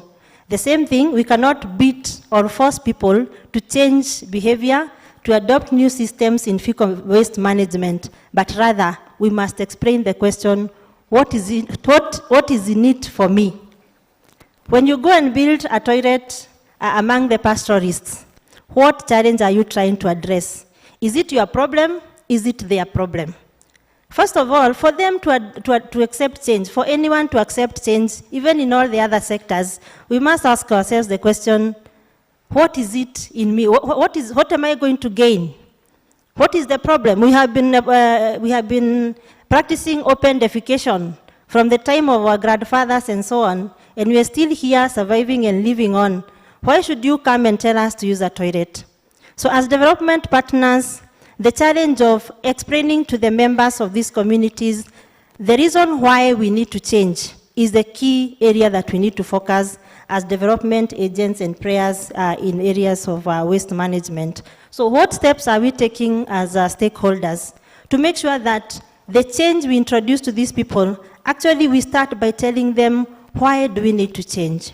If we go out to the people out there and tell them that the reason why they are having challenges with their health is because they are practicing open defecation, and then the waste is being carried, is being washed to their water basins and so on, and they are using that water for their household consumption. They will look at that as their problem. And they will see, okay, this is the reason our children are getting sick, yes. This is the reason why we are dying, yes. Then they will now say, yes, if this is a problem that is affecting us, then how can we come up with our own solutions to this problem? But the problem is that many of us, we are talking about how to address issues of hygiene, issues of waste management in the urban slums, in the informal settlements, among the pastoralists, but the question is, even in this forum, where are they? So we are discussing a problem that we have not experienced, most of us, and we are proposing solutions which are going to be imposed to people who are not here. How sure are we that, again, whatever we are doing today is not again doomed to die, or not even to be accepted? The proposals that we are making here, the involvement of the local community in coming up with their own solutions to their own problems is one area that we have really tried to address. Remember the case of Kibera, when we had many flying toilets, and an organization just came up and said, yes, we are going to fundraise and we are going to solve this problem, and we are going to be very creative in how we do it. So they got an organization that helped them to buy buckets for the people in Kibera. You remember the blue buckets? I will not mention the organization. And so they were put together and they were given buckets, and then there was a common pit where they were supposed to, after heaping all your human waste from your youngest child to the father, you can imagine, you are queuing, sitting on top of a bucket, and then one of you will carry that waste and go empty it in that pit. And what happened? People needed those buckets actually to fetch water and to do businesses. So you would find people using branded buckets. I don't remember the name that was used in branding those buckets. And they were busy carrying water, busy selling mandazis with those buckets. Again, how do we approach the issue of culture? How do you mix your wastes Like the Pokots believe that a woman and a man should not put their waste together. They believe that if you go to a washroom, deposit your waste there, and a Turkana comes and deposits their waste there, then the Turkanas will control your brain completely. So how do you convince a Pokot man, a warrior, to use a toilet? They will not. Because now, you see, if you are the person who is proposing that idea, you are actually supporting the Turkanas, because you want the Turkanas to come, use the same toilet, deposit their waste there, and they'll be able to take over their animals and so on. So culture is a real thing that we cannot fail to address. We cannot ignore whenever we are talking about the people we are supposed to serve. Again, there are many innovations that have come up, but are we innovating end to end? I remember, with all respect, challenging the institution that is exhibiting or displaying the sanitary towels out there. Yes, that is a very good innovation that we come up with, trying to address the issue of menstrual health. But at the same time, who is the target population for these reusable sanitary towels? Definitely, it is none of us seated here. It is those girls in the slums. It is those girls who are coming from areas where there's no water. So how do you use a sanitary towel for 3 or 4 hours, then put it aside? You have 4 in the evening, and you only have like 1 cup of water to wash the 4 pads. Are we not promoting UTIs and such kind of illnesses? Again, when we are innovating, are we innovating end to end? So are we providing a real solution to this problem? Again, these families, you give me a sanitary towel that's supposed to be reused, and I go back home, we only have 1 basin that we use to wash dishes. I will use the same basin to wash my sanitary pads, because again, I don't have running water for me to wash. We have experienced this, especially in the pastoralist communities. And those are the challenges. When we innovate, do we innovate from end to end? Do we think about the challenges that the people we are innovating for will be able to encounter implementing that kind of an invention? So again, when we want people to change, let us involve them. Let us get to know, yes, the people who are using frying toilets, why are they using them? What solutions do they think they can propose? I remember Thank you, okay, sister. all right. We'll start from there. When we come, we discuss, why do we innovate? Why do we want to innovate? And I want to come to Benjamin. And from the data that we have in Kenya, you have told us you have quite an expansive knowledge about sanitation. And the data we have in Kenya shows more than 50% of the people lack access to safe water. More than 60%, close to 80%, they lack access to improved sanitation. What is your experience during this time we have worked in Kenya, and what can we do to improve the matter sanitation? Thank you. Thank you very much. I work for Fresh Life. Fresh Life is a founding partner of Synergy. Synergy Collaborative has Fresh Life, the non-profit side that actually does the building, deployment of toilet in the informal settlements, and then transports it to our sister company Region that does the treatment and reuse. Now, what we try to solve, first of all, as Fresh Life, we provide non-seaward sanitation solutions into the informal settlements. And I talked about our toilets. These toilets are container-based toilets. So after deploying these toilets, we collect this waste and then transport it for the treatment and reuse.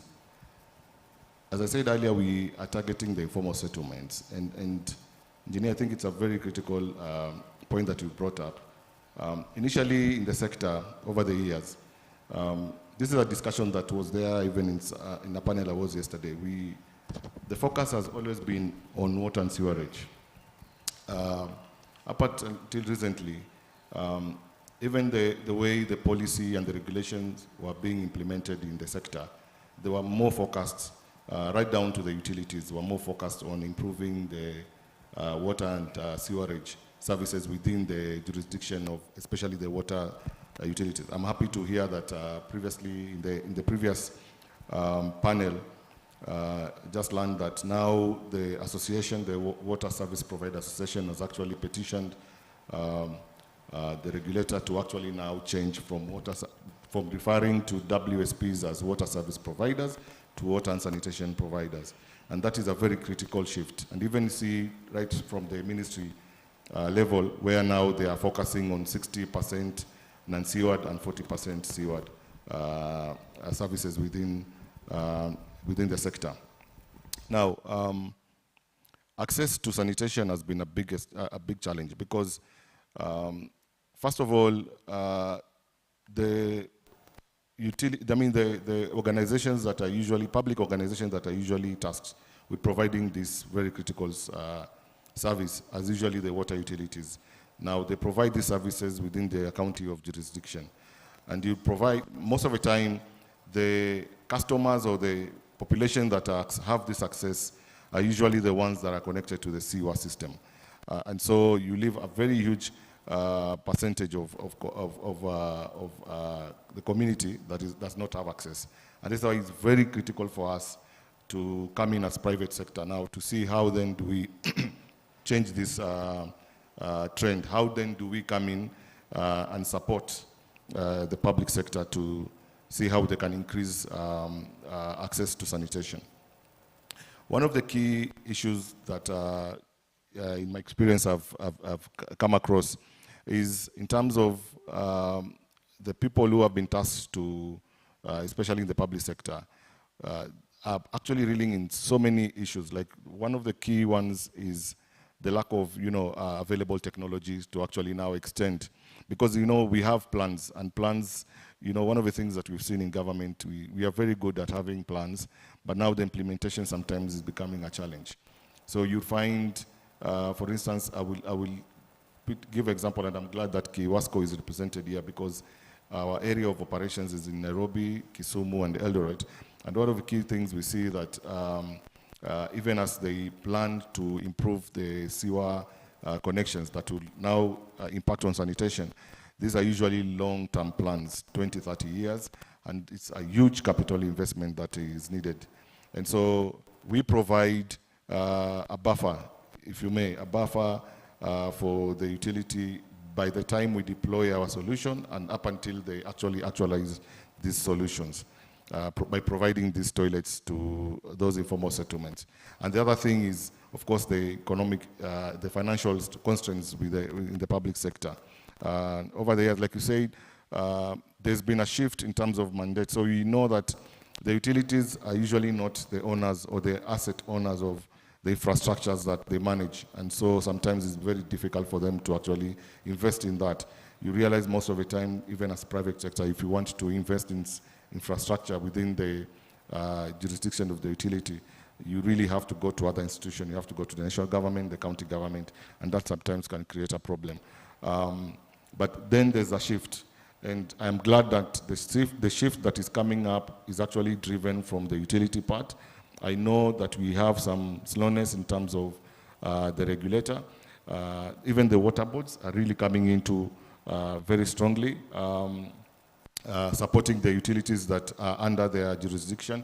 And this is very critical because at the end of it all, WASREB as the regulator usually does the impact reports after doing the assessment of how the utilities have performed over the years. I mean, every year. And you realize they've put a component of PROPUA that touches on water and sewerage.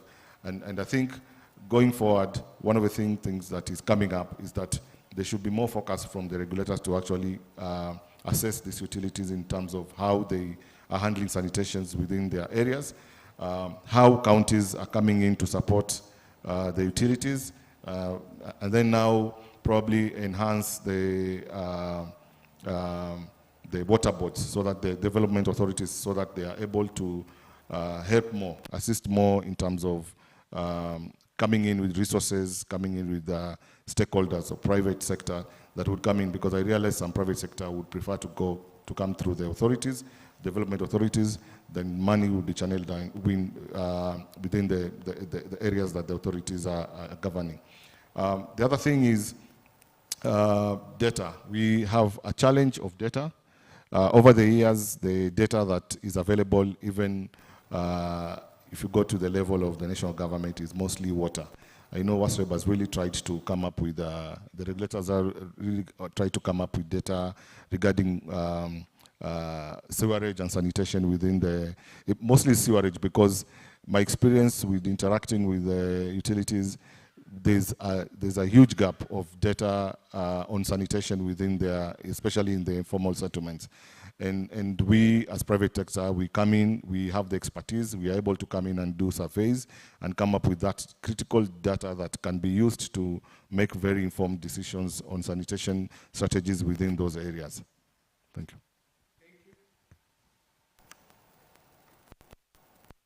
Thank you very much, Benjamin, for that intervention.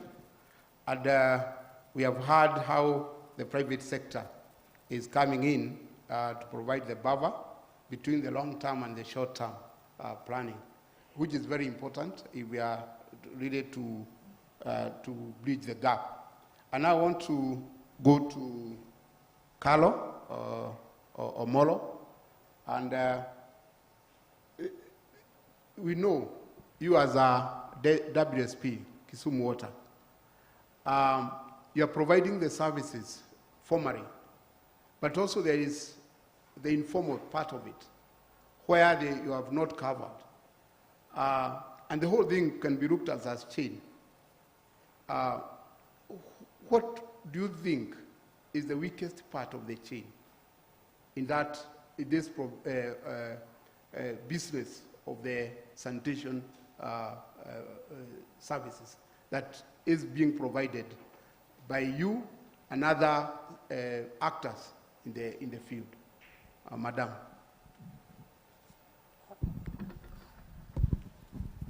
Thank you, moderator. As Kisumu Water and Sanitation Company, what we face now is in collection. Actually, that is the weakest link. And as you look through the sanitation process, from the collection point, that's where the poor areas are not covered. And even the other areas that are supposed to be covered, they are not covered yet. Like there are customers who are willing to connect, but now they're very far from the treatment plant. So now those areas, how do they dispose of their waste? So as Kisumu Water for informal settlements, we've partnered with Fresh Life, and they are closing in that gap. But what about the other areas? The other one is the connectivity. For now, we are advocating for last mile connectivity, because previously we could do the sewer main lines, but now there were issues. Customers were not able to afford to do the connections. So we are advocating for that. And now, how do we solve this issue of collection? Yeah, do we have to wait for the development of infrastructure? There are other technologies that are nature-based that can be taken to the customers, the ones who are very far from the treatment plant. They are willing to pay for the service, but now they can't reach it. So why we need to advocate for the nature-based treatment plants that will not, it's a closed system that will not take back the waste to the water bodies, but the waste is recycled, treated naturally, not conventionally, and whatever comes out of it is used for urban agriculture. Because in the country now we are faced with climate change, and there is a lot of, we are trying to advocate for urban agriculture so that there is food, enough food for Kenyans.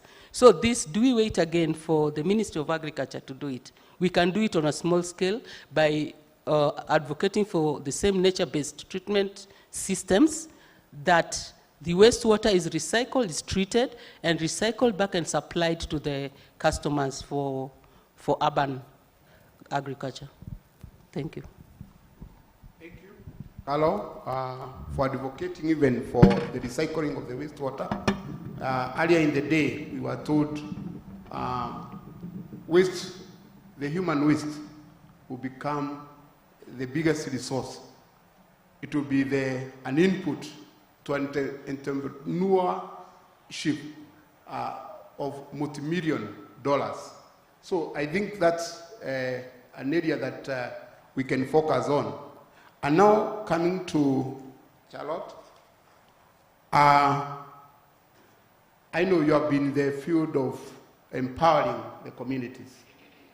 And innovation, technology is one area that the people can be empowered with. Financing is another area that requires to be the communities to be empowered so that we can be able to address this issue of the sanitation effectively. Tell us your experience in this field. Hello. Okay. Thank you so much for that.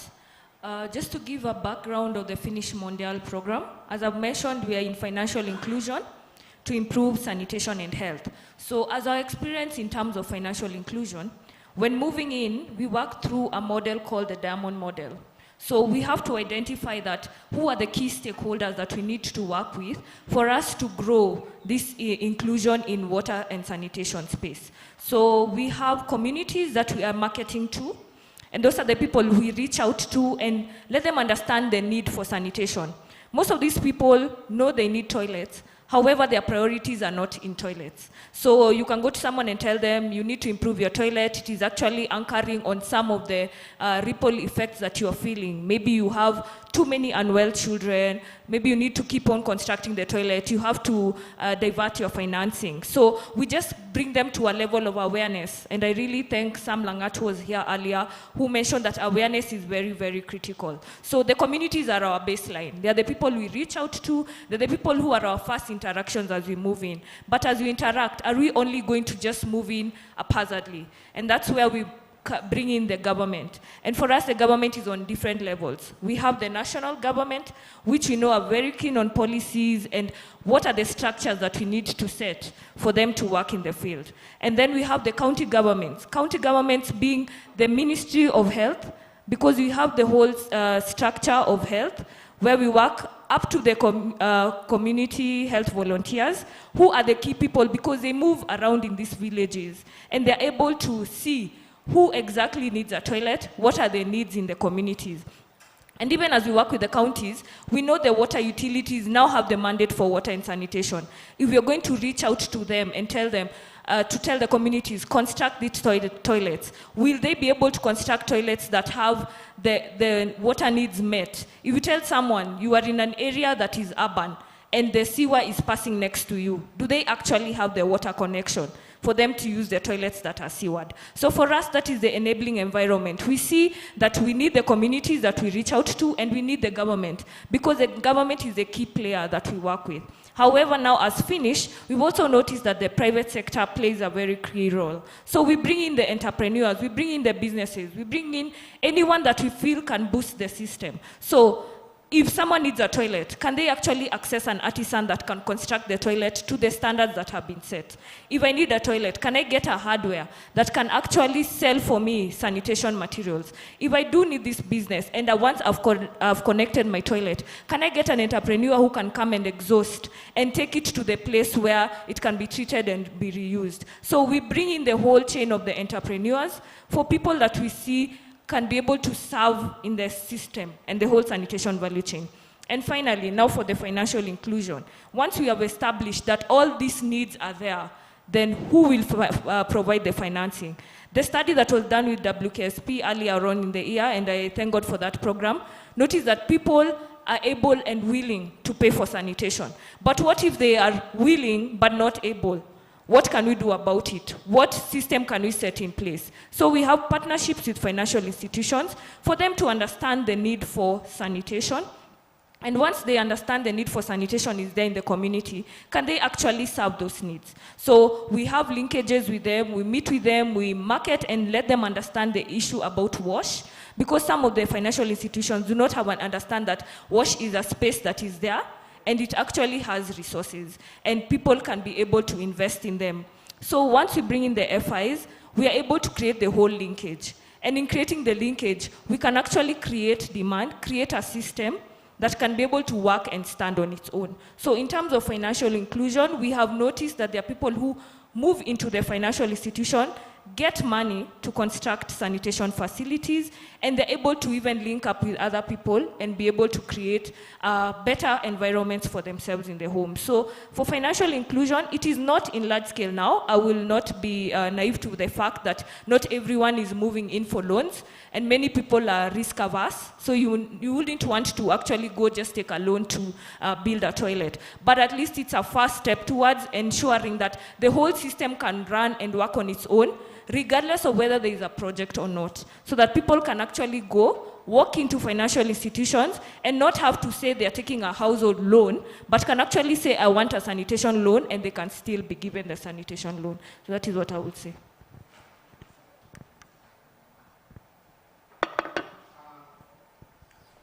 I want us to keep encouraging the panel, to keep giving us good points of discussion. Let's put our hearts together and thank them for that. We have heard from Sister Modesta, why do we want to change? That should be the clarion. Whenever we are going to the communities, we need to explain why we need to change. And we need to put in place or in consideration the culture. What kind of innovation do we need to, or where do we want to target when we are coming up with innovations? We don't just bring bucket and tell people, we want you to be helping yourselves in these buckets, and tomorrow morning will be, we don't know what other uses do these buckets have. So these are some of the things that we heard from Sister Modesta. From Meritas Mugomi, we have heard how important is the private sector in terms of creating the buffer between the long term and the short term.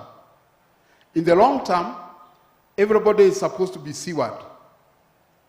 But we need the services today when you don't have the sewers. There's somebody to play that role. And the private sector have a role to play in that.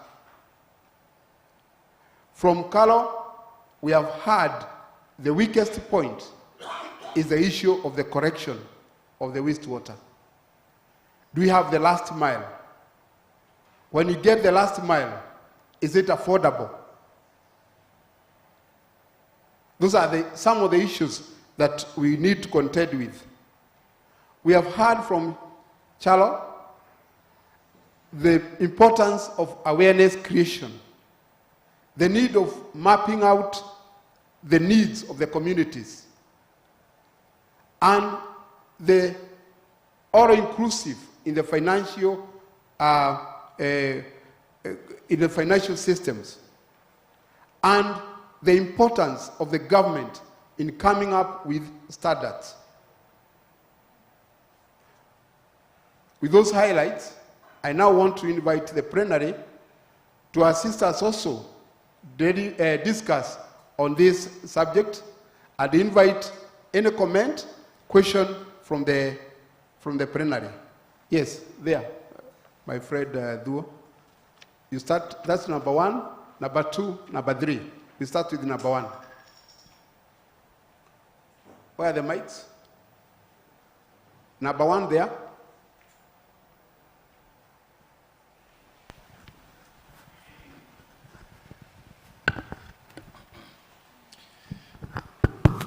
Yes, if there is nothing else I'll take away from here, I think what Sister said at the beginning, that cultural innovation must be the highest priority. We must think about, from end to end, the system we are trying to change, the people we are trying to change. So it's not just technology, it's not just economics, it's not just social change, but what cultural innovations are required. Now, there's a question I want to put forward. Fresh Life, Mondial, and even Kisumu Water. This is about, what about when innovations fail? You have a technology which you try to deploy, things go wrong. And the reason I'm saying this is, for instance, I work a lot in countries in the region.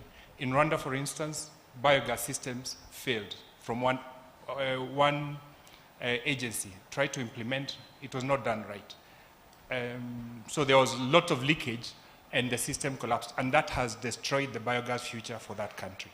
So if there was a kind of government agency that would look at the technology, look at the science, look at the possible implications, look at when things go wrong, how do you make sure that they can be put right? Who manages these innovations?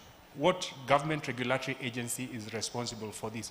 You know, in medicine, in agriculture, in health, and so on, nobody is allowed just to deploy whatever innovations they have. There is a kind of control. So I'm asking, from your experience, especially Fresh Life, Finish Mondial, and Kisumu Water, because you're both an operator, but also a regulator. How do you think this can be managed? Because at the moment, there is a lacuna in that area. Thank you. Thank you very much, Engineer Duo. Now we go to number 2.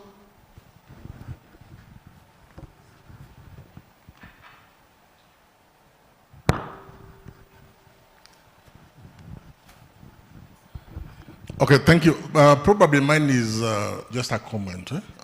Let's start with the introducing yourself. I'm Engineer Chola. I work for Water Sector Trust Fund. I'm in charge of technical audit. Mine is just a comment, and especially coming from an institution that is supporting financing of both water and sanitation. I think really we have so many key players in the sanitation sector. However, looking at the sanitation value chain, it's so long that sometimes we tend to want to take everything and not pick up a niche on ourselves. If you look at the whole value chain, like Water Fund, what we try to do is pick on certain sections of the value chain that we think are very critical to make an impacting change. If you look at that particular but it's critical that we are working on upscaling of basic urban sanitation. There's always something that we always, as the people here talked about informal sector. We try to forget that people who live in the informal sector don't own land, don't own those houses. Unless you pick and target the landlords, unless you pick the landlords and work with them, then sometimes, as much as we take the bucket, this person will move the following day to another house estate. If you get a better job, you'll move another place. So what Water Fund is trying to do through the upscaling of, through the APSA project, is working with the landlord to improve sanitation in those informal sectors. But this is also comes at a cost because we are giving them some subsidies. Whenever they improve the sanitation and we are check and we are in agreement, then we give them certain subsidies. But we found that this is more long-lasting because there are those toilets that were constructed way back in 2015, 2014 that are still existing up to today. And if you look at them in various towns, in Nakuru, in Naivasha, all over the country, that you find that there's that need and there's a desire, and even the landlord are still, there's that drive. They're still asking, is there that subsidy for IPLAS to improve the sanitation in the informal sector? Now again, going to the higher level of the sanitation chain, we have now the bigger utilities that are supporting in terms of providing sanitation treatment. More innovative ways working with the private sector, and yesterday we heard about the financial institutions. Right now, we look at the other side, there's the output-based aid, where we are supporting the utilities to access financing from the financial institutions. However, there's also an incentive in terms of providing subsidy to that particular loan. If you get a loan from the financial institutions, they implement the work. We ensure that the work is done to the perfection and they are able to realize the objectives. In that, then we, from the institutions or the financial institutions, we're able to give certain subsidies so that the remainder of the loan is being serviced by the utilities. Otherwise, thank you. That's what my input. Thank you. Thank you very much, Engineer Ochola, for that intervention. It is really, you have raised a very important point of working with the landlords. We want to hear more from the people in the panel. What is their feel? But I agree with you that we really need to work with the landlord because that is the person who is not going to shift. Thank you. We hear from Madam. You introduce yourself. Good afternoon. My name is Michelle. I work for Fresh Life in government relations, mainly stakeholder management and engagement.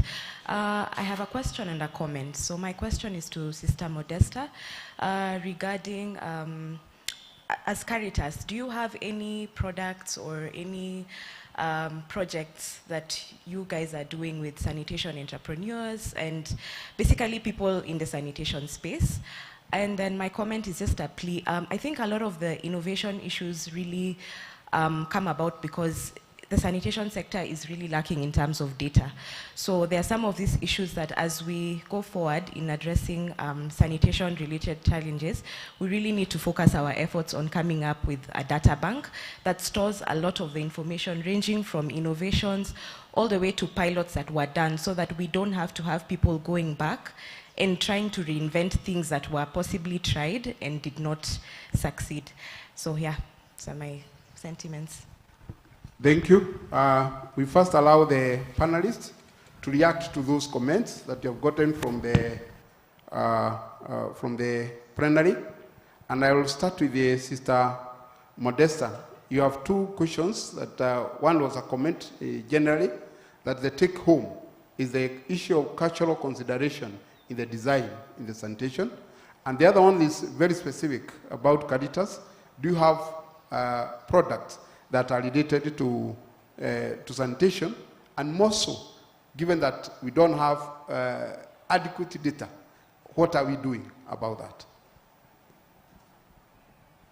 Okay, thank you. As I respond to that, I'll also respond to what he asked about the importance of working with landlords, which I agree that most of the interventions we are working with people who have rented houses there.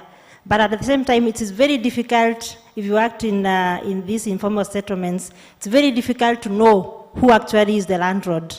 And what we do as Caritas is we know that if we use media to sensitize the community and to create awareness of the importance of having the facilities and at the same time utilizing the facilities, we believe that when we are talking to the general population, through media, through radio, we have Radio Maria, we have Radio Omini, sometimes we use Radio Ghetto, we are able to target, whether you are a landlord or somebody who is renting a house, you will get that information either directly or indirectly about your responsibility to make sure that you provide access to those facilities. Concerning Caritas, yes, we have many projects that are focusing on WASH. First of all, as I've said, we create a lot of awareness. That is our major focus, creating awareness of the importance of waste management to at different levels. So we have different forums where we do that. First of all, we use media, as I've indicated. We partner with a number of media houses just to create awareness. Secondly, we partner with hospitals. Remember, the Catholic Church across the globe has many health institutions. We have schools and so on. And so we partner with the schools, we partner with the health facilities, especially in the urban slums and areas where also refugees reside, to make sure that they first of all provide learning services, learning opportunities for the people who are living in those slums. Secondly, we also make sure that they're able to access. Actually, there are some facilities where we have built toilets And we are paying those facilities to allow people from the slums to be able to access those facilities for free within our institutions. Again, programs for the schools where we are using children as the change agents. If the child tells you not to dump, you will not dump. If a child comes home and says, teacher says that we should not put the diaper together with this other waste, you will stop doing it. So those are some of the projects that we are doing. But at the same time, we are also working with many people who are in innovation, many young people who are innovating, coming up with innovative ideas. And what we do is that through our many circles, we put these, especially young people, in groups, and we help them in financing for their innovation. So that is what we are doing basically at the moment. But our main focus is on awareness creation, and that is what I would invite all of us to be agents of social transformation through word of mouth, through change of personal behavior, because that is what we advocate. Thank you. Thank you. Thank you, sister, for those comments and intervention. And now I go to Carol. The question which was posed to you is, when this goes wrong, what are we supposed to do? So that it doesn't destroy the future of a very good idea, so that the good idea can be propagated. How can we ensure there is proper standards for all the interventions that are being done? Madam. Thank you very much. I'm happy that we want to really know how to handle the risks that are associated with sanitation. And now this calls for sanitation safety plan.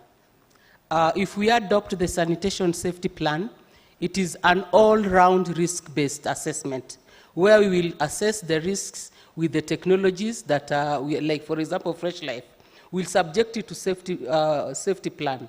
What are the risks that they may bring up to us? One of them is maybe loading the systems.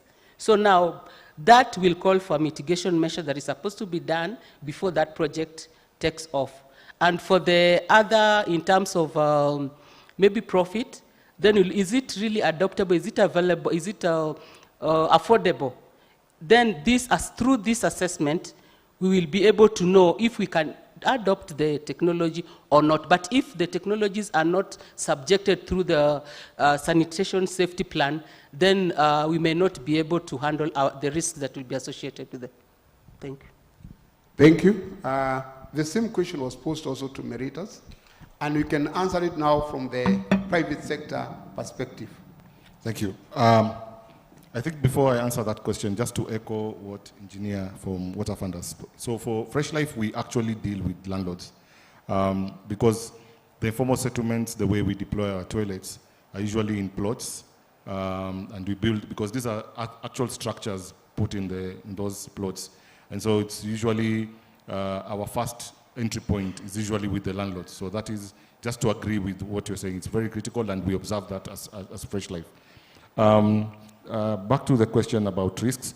Yeah, so I think for us, one of the things that we do before we go in and deploy our solution is, first of all, we sit with the utility and we have a discussion just to identify the gaps, because our innovation is need-based. So we look at the need, we identify the gap, and so we innovate to go solve that specific need.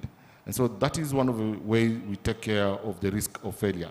The other way is actually we have an innovation team within Fresh Life that their role is actually to continue, producing or coming up with products that are based on feedback from the consumers. Like, for instance, initially when we started as Fresh Life, our toilets, we used to sell our toilets only. Like, you pay this amount and you buy the whole structure.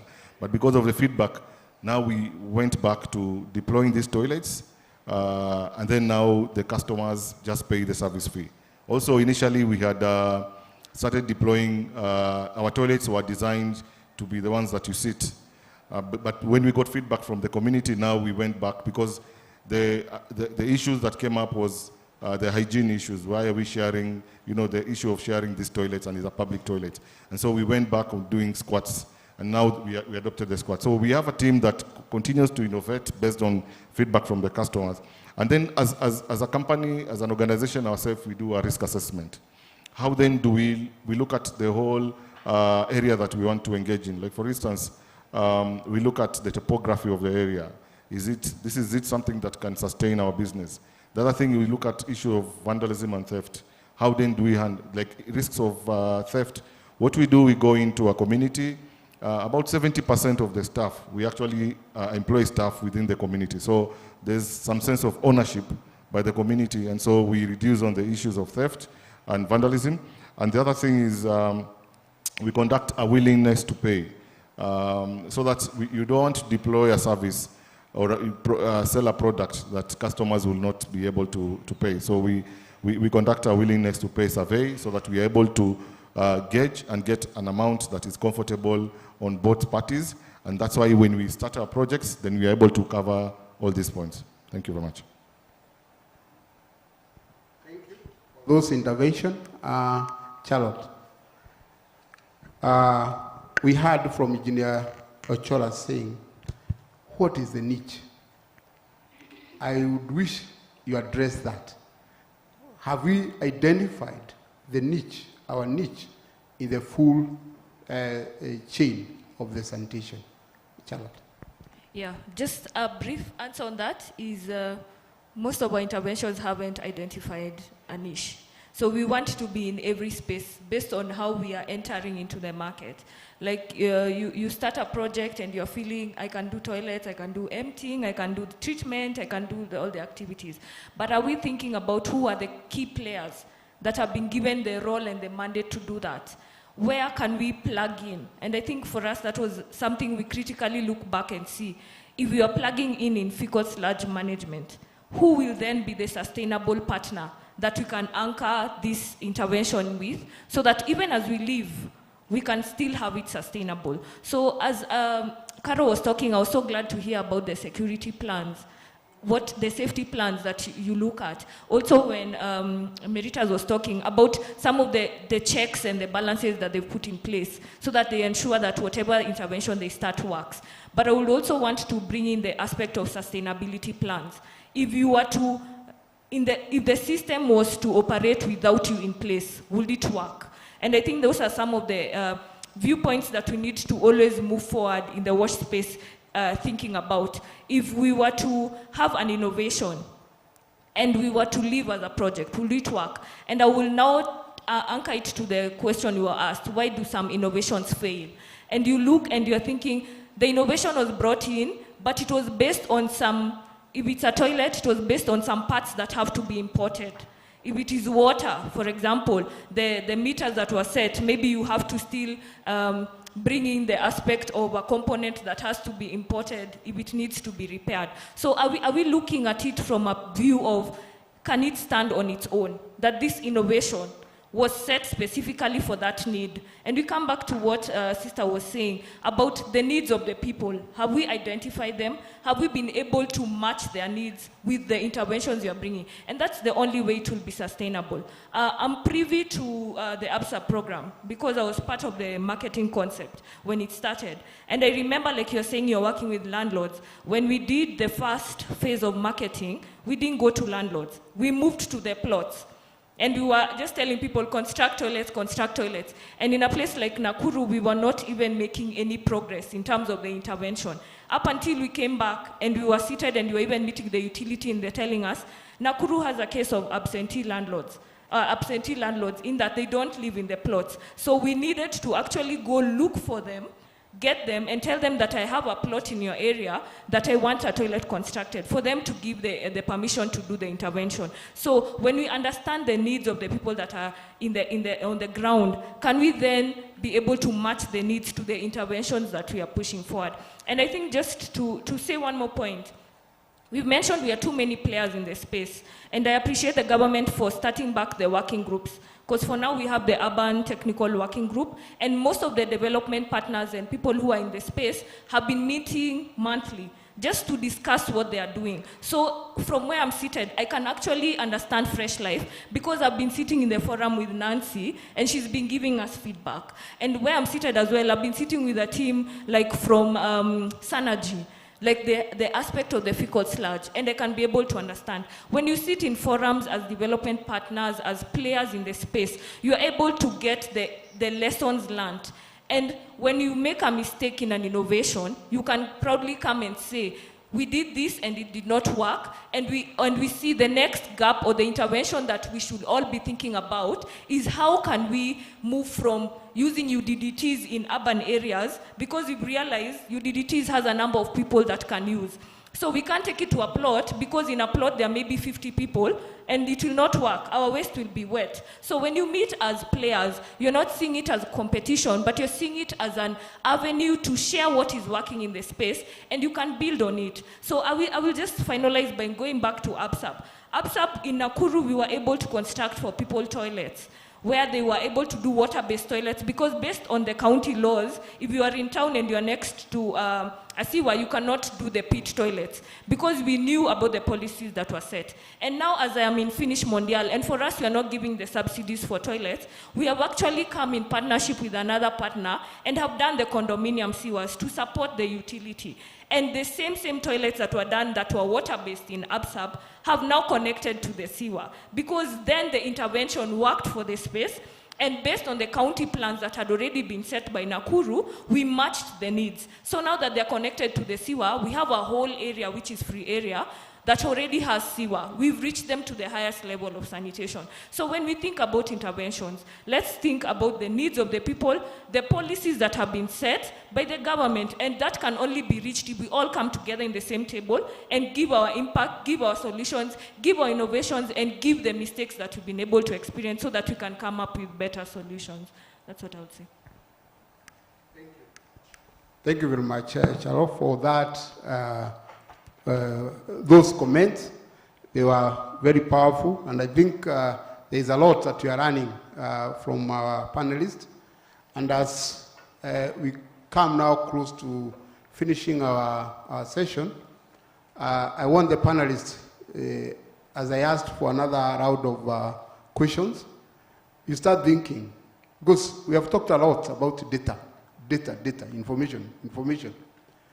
What can we do in order to have an effective data sharing platform? I think each one of us will make a comment on that. The other thing that I think, which is important, it may not have come out very strongly, is the issue of monitoring the impacts of the innovations that are being talked about. How can we have a monitoring system for all these innovations, so that it doesn't require us to go and start, renovating the wheel. We should use the wheel that is already innovated. How do we get that monitoring information? How do we monitor those interventions that you're making? Now, to the plenary, you have one more chance to ask questions if you have any. Any question? Yes. One? Any other? So we have one. Yeah, it's there. Thank you. My name is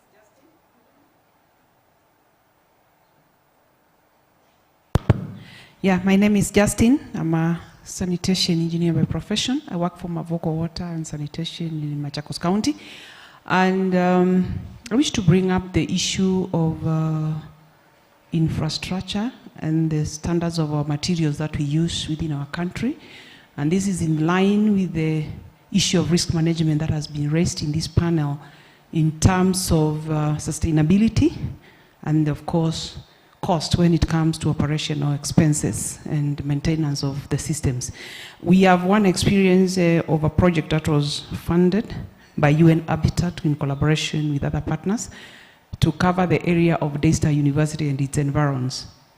That we are talking of close to 10 years now. It has never been inaugurated. It was left incomplete. and vandalism has taken place to a very huge magnitude in terms of cost. And my question is, one, we are having a challenge of, as a nation, a challenge of vandalism of water and wastewater systems, if I may put it in that wider perspective. And it's because there's a lot of the materials that we have been using conventionally as a country that have become very hot market for reuse. That is GI pipes, and also plastic has come into the market big time for crushing, pelleting to form recycling for other new products. And that's where our biggest challenge is, because the vandalism is taking place because of that problem, and it's a big magnitude.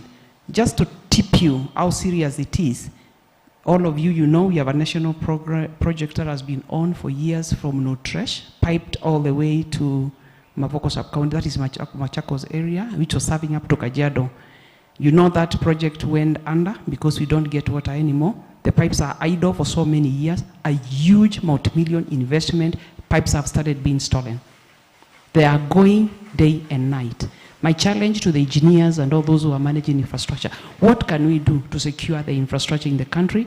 Do we have any new innovations that any of us are thinking about, of alternatives that can be more sustainable, cheaper and costlier? Because we can't have a security guard guarding every step of our infrastructure. It's too intensive and it will be a high cost.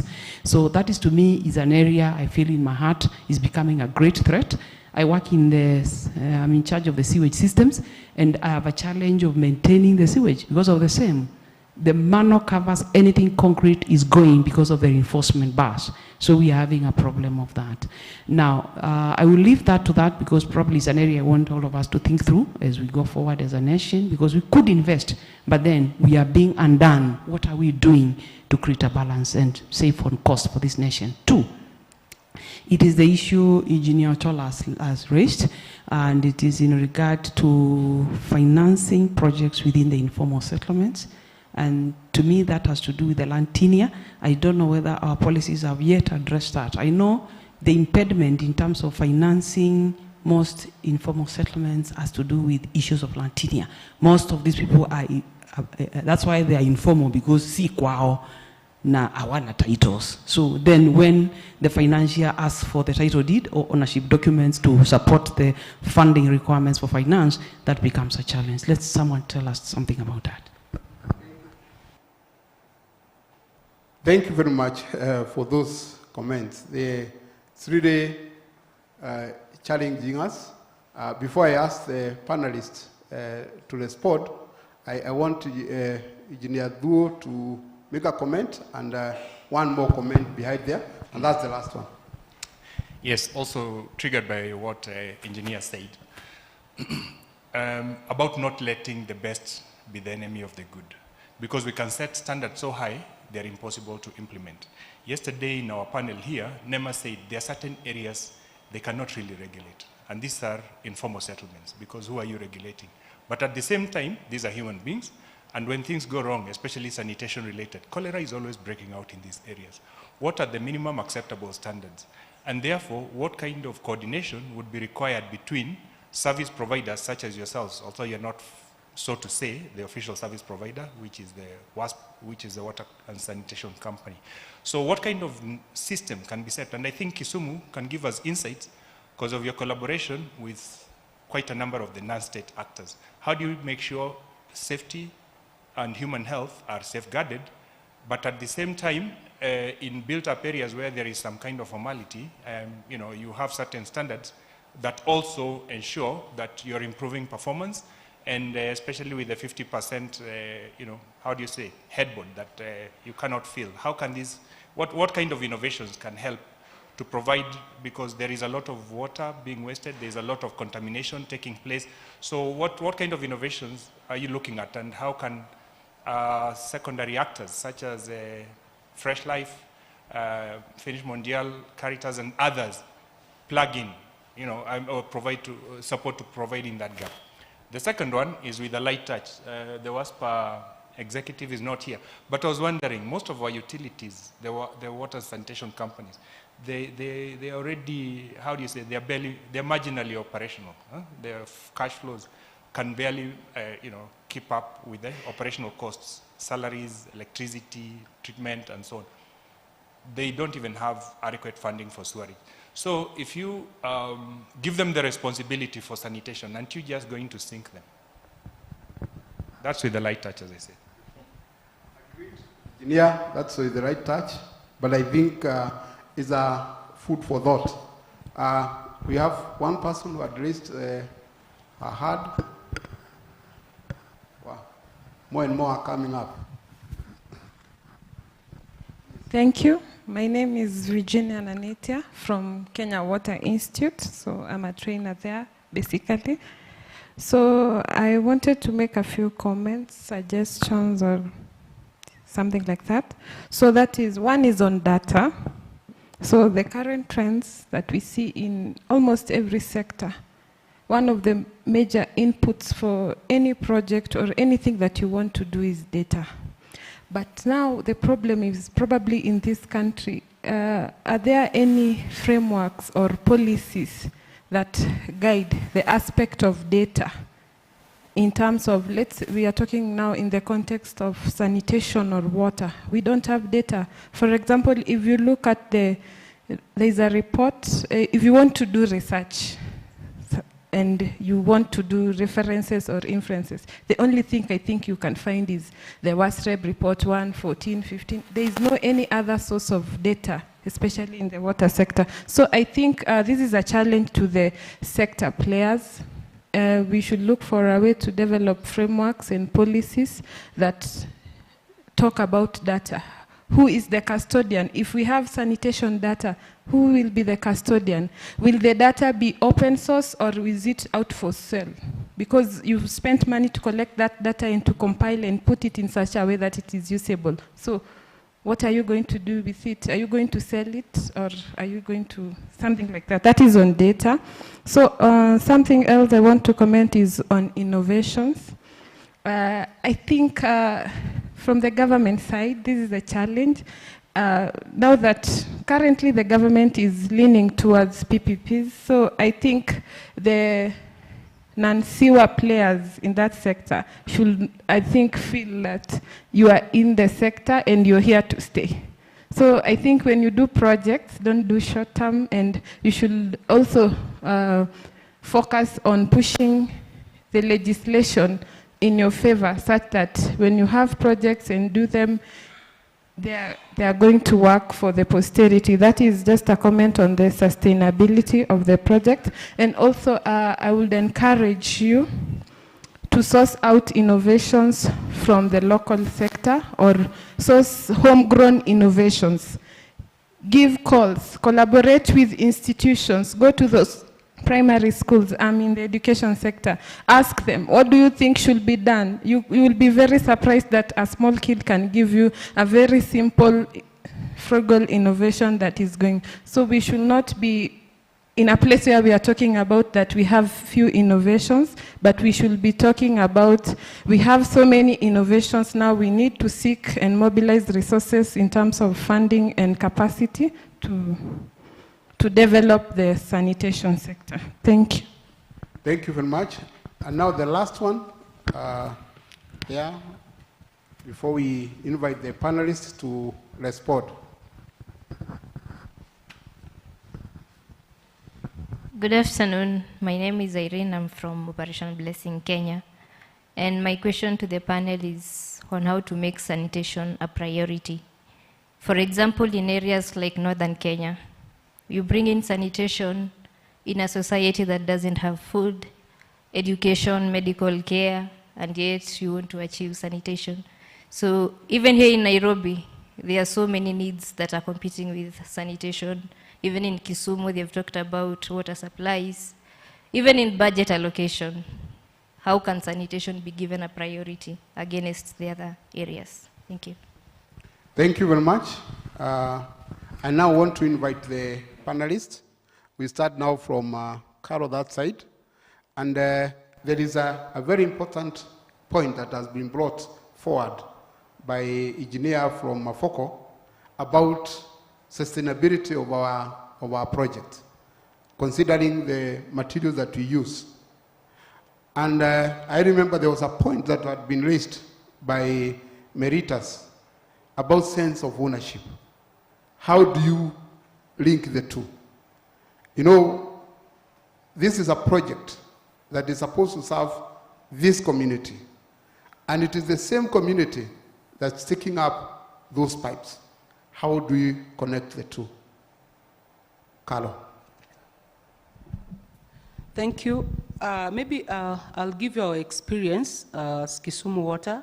We've also had the same challenge, vandalism of our pipes and stealing of manhole covers. But as in wastewater, we got an innovation of doing manhole covers where we don't use steel that attract the thieves to come and pick. So we use wire mesh and the materials, and it is working. And we also advised, currently we have a project, LV Watson project, and actually they've picked it up, and that is what they are doing.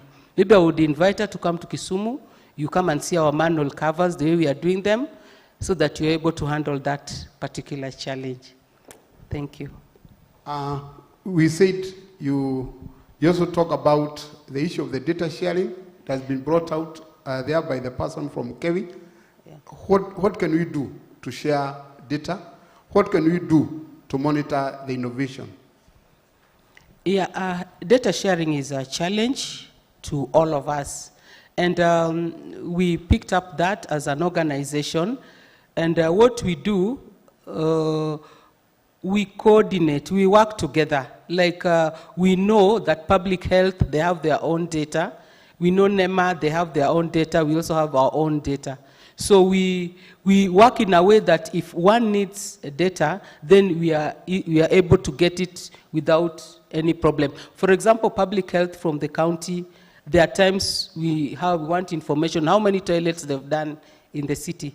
We don't have that information, but through coordination, we are able to get the information in time and use it where it is appropriate.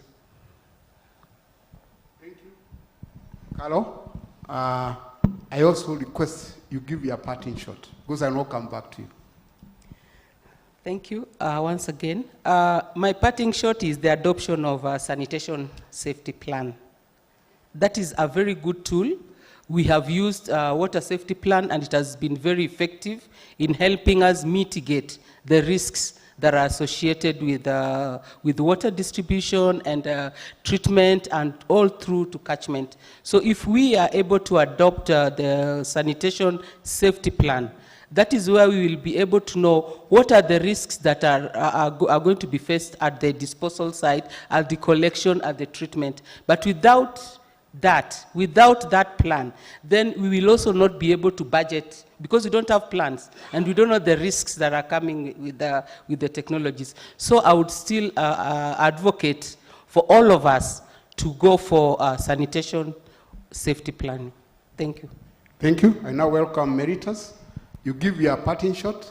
You comment on the various points that have been raised. We have heard about the issue of the charge on the large tenure. We have been asked what is the minimum acceptable standards to be able to serve the informal settlement, and give us your parting shot. Thank you very much.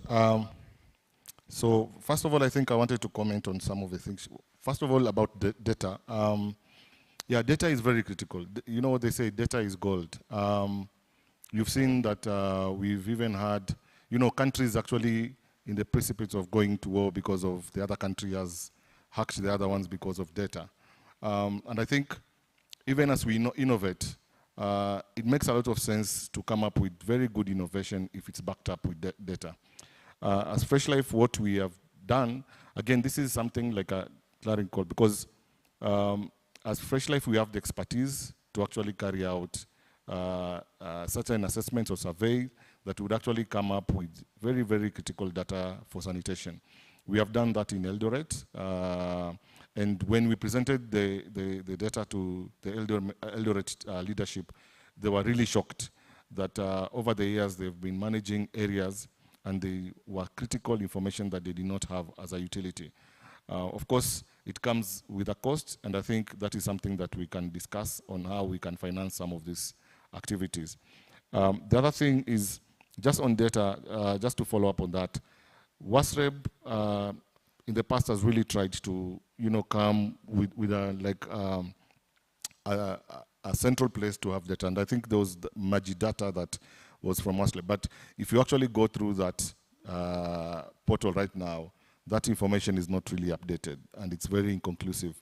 And I think it's an opportunity for private sector together with public sector, probably WSTF and WASREB to just come in place and find ways where we can tap into the strengths of each of the players and see how then can we come up with specific data points and then go out and get this information and then have a portal where we can share this information.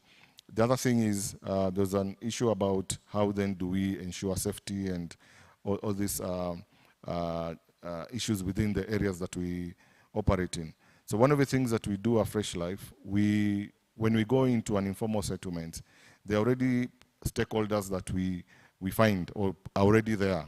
And the critical ones, of course, our main partner is the utility, but also the utility opens a door to us, to public health officers, the PHOs and the PHVs, the public health volunteers, that are very critical to the operations that we do in the informal settlements. They, of course, even as we do our sanitation operations, of course, there's that public health consideration, and these are critical stakeholders that we partner with. The other thing is sustainability. Of course, even as we go into a new city or as we go to talk to partners, potential partners, one of the key things that we try to bring out is how then do we scale up this service or the products that we want to deploy in these areas so that we can have sustainability even as we deploy. And then there was an issue that there's a comment by Engineer Thuo that was, I think, directed to the CEO of WASPA, but I can answer part of it. Yes, most of utilities are really struggling financially. I personally, before joining private sector, the last public institution I worked for was a utility. And my previous job was trying to provide innovation that will provide a financial way for the utilities to actually now improve their credit worthiness. Like if you do a credit worthiness score for all the utilities in Kenya, I think 1 or 2 will be even breaking even. So what we are doing at Fresh Life, just to see how then do we still raise funds, because there's that huge funding gap. For instance, we are talking about our project in Kisumu has a funding gap of close to about $1 million USD only this year. And so, of course, this is not money that you expect the water company to, come up with. Of course, we have put in measures and we are trying to work with them to see how they can factor some part of it in their budget. However, we have joint fundraising activities together with the utility. So we go out, seek out funders, and come up with joint fundraising activities that usually speak to the just trying and address the funding gap. And then I think just as my parting shot is as Fresh Life, one of the things that just I've been saying is the issue of the funding, the gap that is there, and the sanitation gap that is there in the operations. Because of the profile of the people that we are working with, these are low-income communities.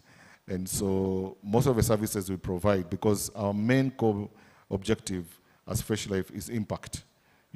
Just to, like I say, we are complementing the utilities to increase coverage in terms of sanitation. So one of the key things that we do so that we are able to be, live just uplifting the dignity of the people that we serve is we highly subsidize our service. If you look at the service fee that we charge, and we charge it for the collection vis-a-vis the investment that we put in, it's, I usually say if it was my business, I would not have continued with it. It doesn't make sense. But then because the objective is to create impact, so there's that huge funding. So there's the funding gap, and my request to all the critical, especially government. I know right now we have issues of the sanitation policy that has not been approved, but I think we have innovative financing options. 10 like seconds. Like the sanitation levy that probably should be fast-tracked so that we can tap in from that levy and finance some of the projects. Issues like RBF and RBF for this output-based funding. So thank you very much. Thank you very much, Meritus. And now come to Charles and give us your parting shot, and you can address one comment that has been raised, and especially that issue of the sense of ownership. Yeah, thank you so much. I think for me, the comment about data, I think in our own spaces, like I can say for Finish, we have our own data monitoring system, we have our own monitoring and evaluation, but the bigger picture will be how then do we anchor it to the national systems on monitoring and data collection. I think once we crack that, then it will be good. We will be having information about all the projects that we are doing in the country, and we can access all that information from one platform. I think the Ministry of Health is currently trying to get some information on that, because they have it on CLTS, but for market-based solutions, I think that is what they are working on, and I'm looking forward to it coming live so that we can be able to access data. Yeah. And then when you talk about homegrown solutions, to mention the innovations, I think that's a brilliant idea. Just finding out what is locally available in our areas and can we use it. I think that will be good. And if you were to think of ownership, I think when we trigger investment in any wash intervention, you trigger some form of ownership. So how can we push the people that we are trying to intervene, that they're able to invest, be it their time, be it their resources, be it their money, so that they can also feel like they're part of the activity or the wash intervention. Because you've noticed some of the white elephants, it's because people don't feel the pinch, because they've not removed any amount of money to support it. So how can we trigger them to spend? So let's advocate, let's push for awareness and sensitization. And I think in terms of my parting shot, based on innovations, I think we should always think, can we replicate? Can we replicate our innovation? When you start thinking about replication, all these things that we've been talking about come into play. If you were to replicate it, will it be sustainable? Will it be safe? Will it be secure? And all the details will always be triggering based on the innovation that you're coming up with. So I think in this space, we should always ask ourselves, can we replicate whatever innovation we are pushing forward? Thank you. Thank you very much. And now I invite Sister Modesta to give you a parting shot and also comment on the issue of the data sharing. Okay, so on the issue of vandalism is a real issue that we're experiencing across with people stealing and vandalizing solar panels and so on. So I think as we're entering into a community with an intervention, we need to have the exit strategy in mind. Let us involve this community from the beginning, knowing that at the end of it all, we'll transfer ownership to them. And when they own the project, then they will take care of it and the resources involved. In terms of data collection, data sharing, I think we all have data.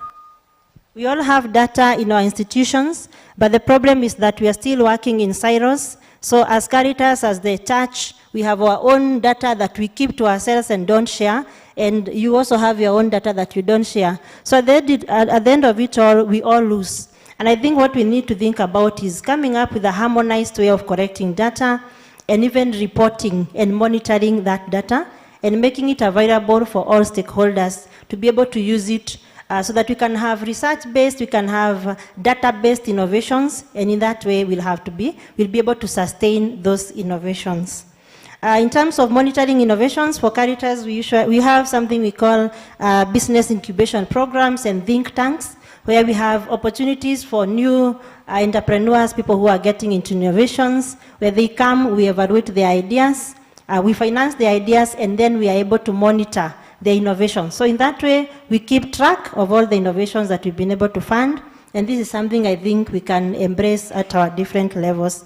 My parting shot, we need to do a lot of inclusive development or coming up with suggestions that are inclusive, research-based innovation, technical solutions, and at the same time, policy frameworks and oversight. But most importantly, what I believe is that change begins with me. The human behavior is learned, and so can be unlearned. So if we want to make a difference, if we want to make change possible, please educate the human minds and start by educating your own mind. Thank you.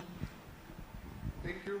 Thank you very much. You agree with me that the panelists have kept us engaged, and they have done a good job. And I want to request you to put your hearts together and applaud the panelists.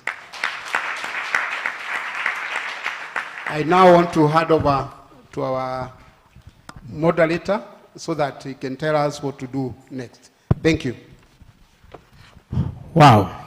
Thank you so much. I think that was really, really, really insightful, and we learned a lot. And most also to really thank you for moderating such a technical conversation, but also you really managed to keep the time quite well.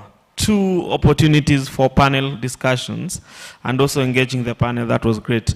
So at this point, we just want to continue doing what we do and what has been the culture of Strathmore.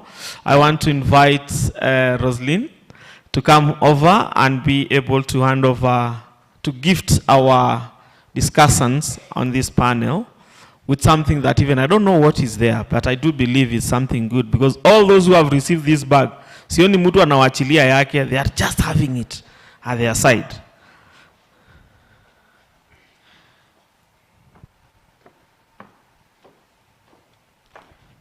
Can start from that one. Yes. Thank you.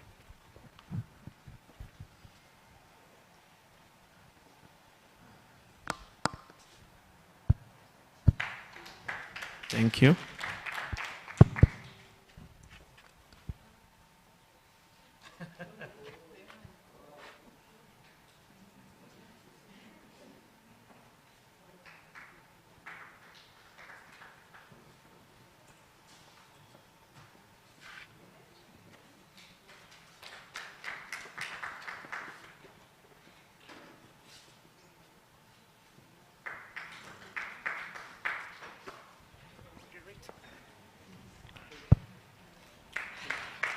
Thank you. Thank you so much, Roslyn, and thank you so much to our panelists. Wish you all the best. And at this point, we are 11 minutes past 1. I want to invite us to break and go have our lunch, and let us try to be here by 2, if possible. Sasawa. So lunch is still served at the same place, at the tent where we had our breakfast and morning tea. See you at 2. Thank you so much.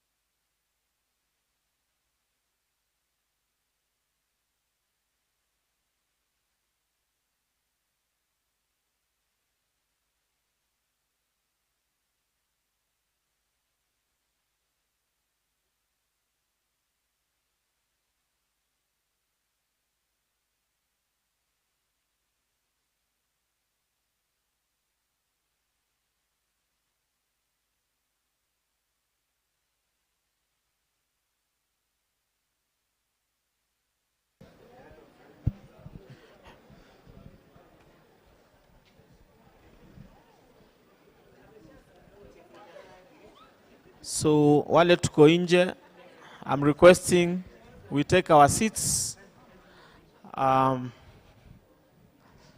We have only 2 hours, and it's all systems go. The chief guest for today is already here. I know he's receiving some briefing, so anytime they'll be joining us. And before then, we have a session to begin with. So I'm still waiting for the quorum because we had a group that has just gone to lunch quite late, but I'm hopeful that they will finish that quick. But all in all, just to let you know, our program for the afternoon, how it will look like. So, to start with, in the afternoon, we are going to have what we call, it's more of a plenary discussion. And in this plenary discussion, it will be more of group reporting. And the objective of this session is to have, we'll have a moderator, and also we'll have some key panel members who will just be reporting on what has come out as the key cross-cutting issues that as experts and professionals that we have been here for the last 2 days, what are some of the key things that we really felt they were coming out, and either we need to take stock of or we need to see how best to address them. And this will really form a good background of the white paper that is part of what is envisioned as an outcome, one of the outcome in this whole process. So just give me 2 minutes just to try see who else is on their way coming. Then after that, I will be inviting the moderator of this session just to be able to take us through.